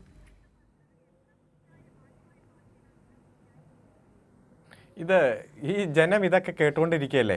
ഗോവയിൽ ജയിച്ചു വന്നതും ഏറ്റവും വലിയ ഒറ്റക്കക്ഷിയായതും കോൺഗ്രസ്, മന്ത്രിസഭ ഉണ്ടാക്കിയത് BJP. അതുപോലെ കർണാടകത്തിൽ കഴിഞ്ഞ മന്ത്രിസഭ നമുക്കറിയാം 10-30 പേരെയാണ് അടർത്തിയെടുത്തുകൊണ്ട് പോയി കോൺഗ്രസ് മന്ത്രിസഭയെ താഴെ ഇറക്കി BJP ആയി. മധ്യപ്രദേശിൽ ജ്യോതിരാദിത്യ സിന്ധ്യയുടെ നേതൃത്വത്തിൽ 10-30 പേരെ അടർത്തിയെടുത്തുകൊണ്ട് പോയി കോൺഗ്രസ് മന്ത്രിസഭ BJP മന്ത്രിസഭയായി. അങ്ങനെ എത്രയോ സംസ്ഥാനത്തിൽ നമ്മൾ കണ്ടു. ഏറ്റവും രാജ്യസഭാ തെരഞ്ഞെടുപ്പ് നടക്കുമ്പോൾ പൂർണ്ണമായും കോൺഗ്രസ് ജയിക്കുമായിരുന്ന എണ്ണമുണ്ടായിരുന്ന അവരെ കൊണ്ടുപോയി കോടിക്കണക്കിന് രൂപ കൊടുത്ത് റിസോർട്ടിൽ കൊണ്ടുപോയി പൂട്ടിയിടുന്ന സാഹചര്യമൊക്കെ നമ്മൾ കണ്ടില്ലേ. ഇപ്പോൾ അരുണാചൽ പ്രദേശിൽ ജയിക്കേണ്ട സീറ്റിൽ BJP ജയിച്ചതുമെല്ലാം നമ്മൾ കണ്ടു. വളരെ പച്ചയായി ജനാധിപത്യ പ്രക്രിയയെ വെല്ലുവിളിച്ചത് നിരവധി ഉദാഹരണങ്ങൾ നമ്മുടെ മുന്നിലുണ്ട്. ഇതൊക്കെ വന്ന് ന്യായീകരിക്കുമ്പോൾ ഇതൊക്കെ ജനങ്ങൾക്ക് ബോധ്യമുണ്ട്. അദ്ദേഹം എന്താ പറഞ്ഞേ? കേരളത്തിലെ ഗവൺമെന്റിനെയാണ് വിലയിരുത്തേണ്ടത്. കേന്ദ്രമൊക്കെ ക്ലിയർ ആണെന്ന്. 50 രൂപയ്ക്ക് പെട്രോളും ഡീസലും കൊടുക്കുന്നല്ലേ 2014 നിങ്ങൾ പറഞ്ഞത്. 2 കോടി തൊഴിലവസരം ഒരു വർഷം സൃഷ്ടിക്കുമെന്നല്ലേ നിങ്ങൾ പറഞ്ഞത്. അതുപോലെ സ്വാമിനാഥൻ കമ്മീഷൻ റിപ്പോർട്ട് നടപ്പാക്കും, കാർഷിക ഉൽപ്പന്നങ്ങളുടെ താങ്ങുവില നിശ്ചയിക്കുമെന്നല്ലേ നിങ്ങൾ പറഞ്ഞത്. താങ്ങുവില നിശ്ചയിച്ചോ? 15 ലക്ഷം പണം ഓരോ ഇന്ത്യക്കാരനും കൊണ്ടുവരും വിദേശത്തുനിന്ന് പറഞ്ഞു. നിങ്ങൾ കൊണ്ടുവന്നോ? ഏത് കാര്യമാണ് നിങ്ങൾ നടപ്പാക്കിയത്? 195,000 കോടി രൂപയുടെ പൊതുമേഖലാ സ്ഥാപനമാണ് ഈ രാജ്യത്ത് വിറ്റത്. അതുപോലെ ഈ രാജ്യം ഒറ്റ കാര്യം ഈ കേന്ദ്ര ഗവൺമെന്റ് അധികാരത്തിൽ വരുമ്പോ 51 ലക്ഷമായിരുന്നു കടം, ഈ രാജ്യത്തിന്റെ കടം. അത് 205 ലക്ഷമായി കൂടി. ഒന്ന് ആലോചിച്ച് നോക്ക്. കടം 4 ഇരട്ടിയായി മാറി. അങ്ങനെയൊക്കെ മാറിയ രാജ്യത്താണ്. കേന്ദ്രത്തിന്റെ എല്ലാം ക്ലിയർ ആണ്, അതൊന്നും ചർച്ച ചെയ്യണ്ട. ഇലക്ട്രൽ ബോണ്ട് വലിയ സംഭവമാണ്. അതുപോലെ പൗരത്വ ഭേദഗതി നിയമം വലിയ സംഭവമാണ്. കാശ്മീരിനെ കീറി മുറിച്ചത് വലിയ സംഭവമാണ്. മുത്തലാഖ് പരിഷ്കരണ ബില്ല് വലിയ സംഭവമാണ്. ഏകീകൃത സിവിൽ കോഡ് നല്ല സംഭവമാണ്. ഒരേ രാജ്യം ഒരേ തെരഞ്ഞെടുപ്പ് മഹാസംഭവമാണ്. ഇന്ത്യയുടെ പേര് തന്നെ മാറ്റുന്നത് അത് മഹാസംഭവമാണ്. ഇതൊക്കെ ജനം വിലയിരുത്തും മിസ്റ്റർ. അതുകൊണ്ട് കേന്ദ്ര ഗവൺമെന്റിനെ കൃത്യമായി ഈ തെരഞ്ഞെടുപ്പ് വിശദമായി പരിശോധിക്കും. സംസ്ഥാന ഗവൺമെന്റിന്റെ ജനക്ഷേമ പദ്ധതികൾ ഏറ്റവും സജീവമായിട്ട് ചർച്ചയാക്കും. ഇതൊക്കെയാണ് ലോക്സഭാ തെരഞ്ഞെടുപ്പിലുള്ളത്. ഇത് ചർച്ച ചെയ്യാൻ നിങ്ങൾക്ക് എന്താണ് ബുദ്ധിമുട്ട്? എത്ര മണിക്കൂറാണ്? അതൊക്കെ വരട്ടെ, തെരഞ്ഞെടുപ്പ് വരട്ടെ, റിസൾട്ട് വരട്ടെ, അന്നേരം നോക്കിക്കോളാം. ഇത് ഇന്ത്യ ഷൈനിങ് എന്ന് പറഞ്ഞ് 2004 ഇതിലും വലിയ മുദ്രാവാക്യമായിട്ട് നിങ്ങൾ വന്നില്ലേ? ഇപ്പൊ മോഡിയാണ് ഗ്യാരണ്ടി എന്ന് പറയുന്ന മുദ്രാവാക്യം അന്ന് ഇന്ത്യ ഷൈനിങ് ആയിരുന്നു.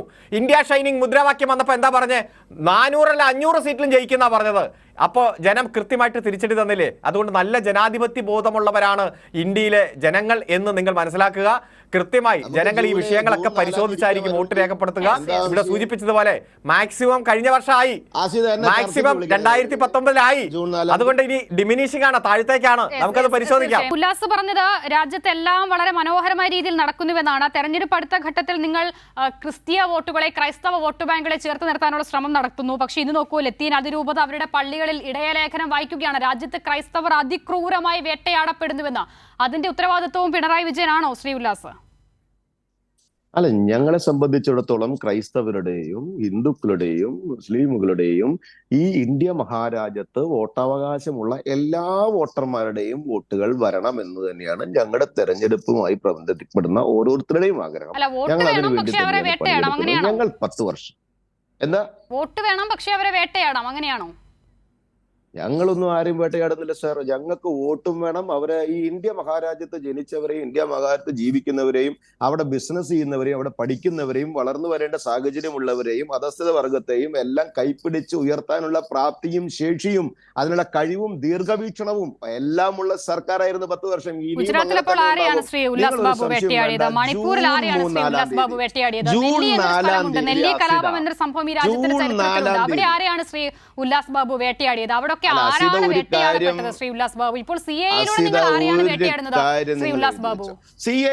സിഎയിലൂടെ ഒരാളും വേട്ടയാടിയിട്ടില്ല. വേട്ടയാടുന്നു എന്നൊക്കെ പറഞ്ഞ് പ്രചരിപ്പിച്ച് വർഗീയതയുണ്ടാക്കി തമ്മിൽ തല്ലിച്ച് അതിന്റെ പേരിൽ 4 വോട്ട് കിട്ടാൻ ശ്രമിക്കുന്ന ഏറ്റവും വലിയ വൃത്തിഹീനമായ രാഷ്ട്രീയ പ്രവർത്തനം നടത്തുന്നത് ഈ കമ്മ്യൂണിസ്റ്റ് മാർക്സിസ്റ്റ് പാർട്ടിയെ പോലെയുള്ള രാഷ്ട്രീയ അജണ്ട വെച്ച് പ്രവർത്തിക്കുന്ന ആളുകൾക്കാ. സിഎ ഞങ്ങൾ ഓപ്പണായിട്ട് മൂടി വെച്ച പുസ്തകത്തിൽ ആരും അറിയാതെയാണോ ഞങ്ങളത് പ്രഖ്യാപിച്ചത്?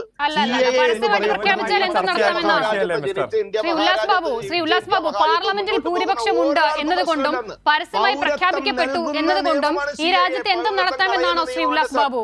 അങ്ങനെയാണോ ശ്രീ ഉല്ലാസ് ബാബു? അങ്ങനെയായിരുന്നല്ലോ ഗുജറാത്തിൽ നടത്തിയത്, അങ്ങനെയായിരുന്നല്ലോ മണിപ്പൂരിൽ നടത്തിയത്. ശ്രീ ഉല്ലാസ് ബാബു,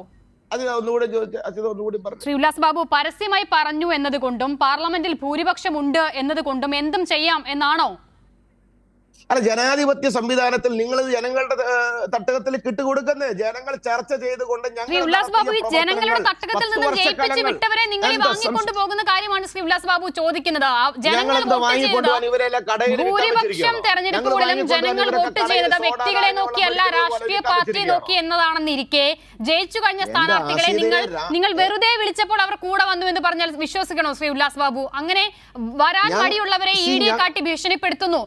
അതിനുശേഷം വന്നവരുടെ കേസുകൾ ബിജെപിയിൽ വന്ന ശേഷം തേച്ചു മായ്ച്ചു കളയുന്നു. ഇതൊക്കെ ആരോടാണ് പറയുന്നത് ശ്രീ ഉല്ലാസ് ബാബു? എന്നിട്ട് ഞങ്ങൾ ഒന്നും അറിഞ്ഞിട്ടില്ല എന്ന മട്ടിലിരിക്കുകയാണ്.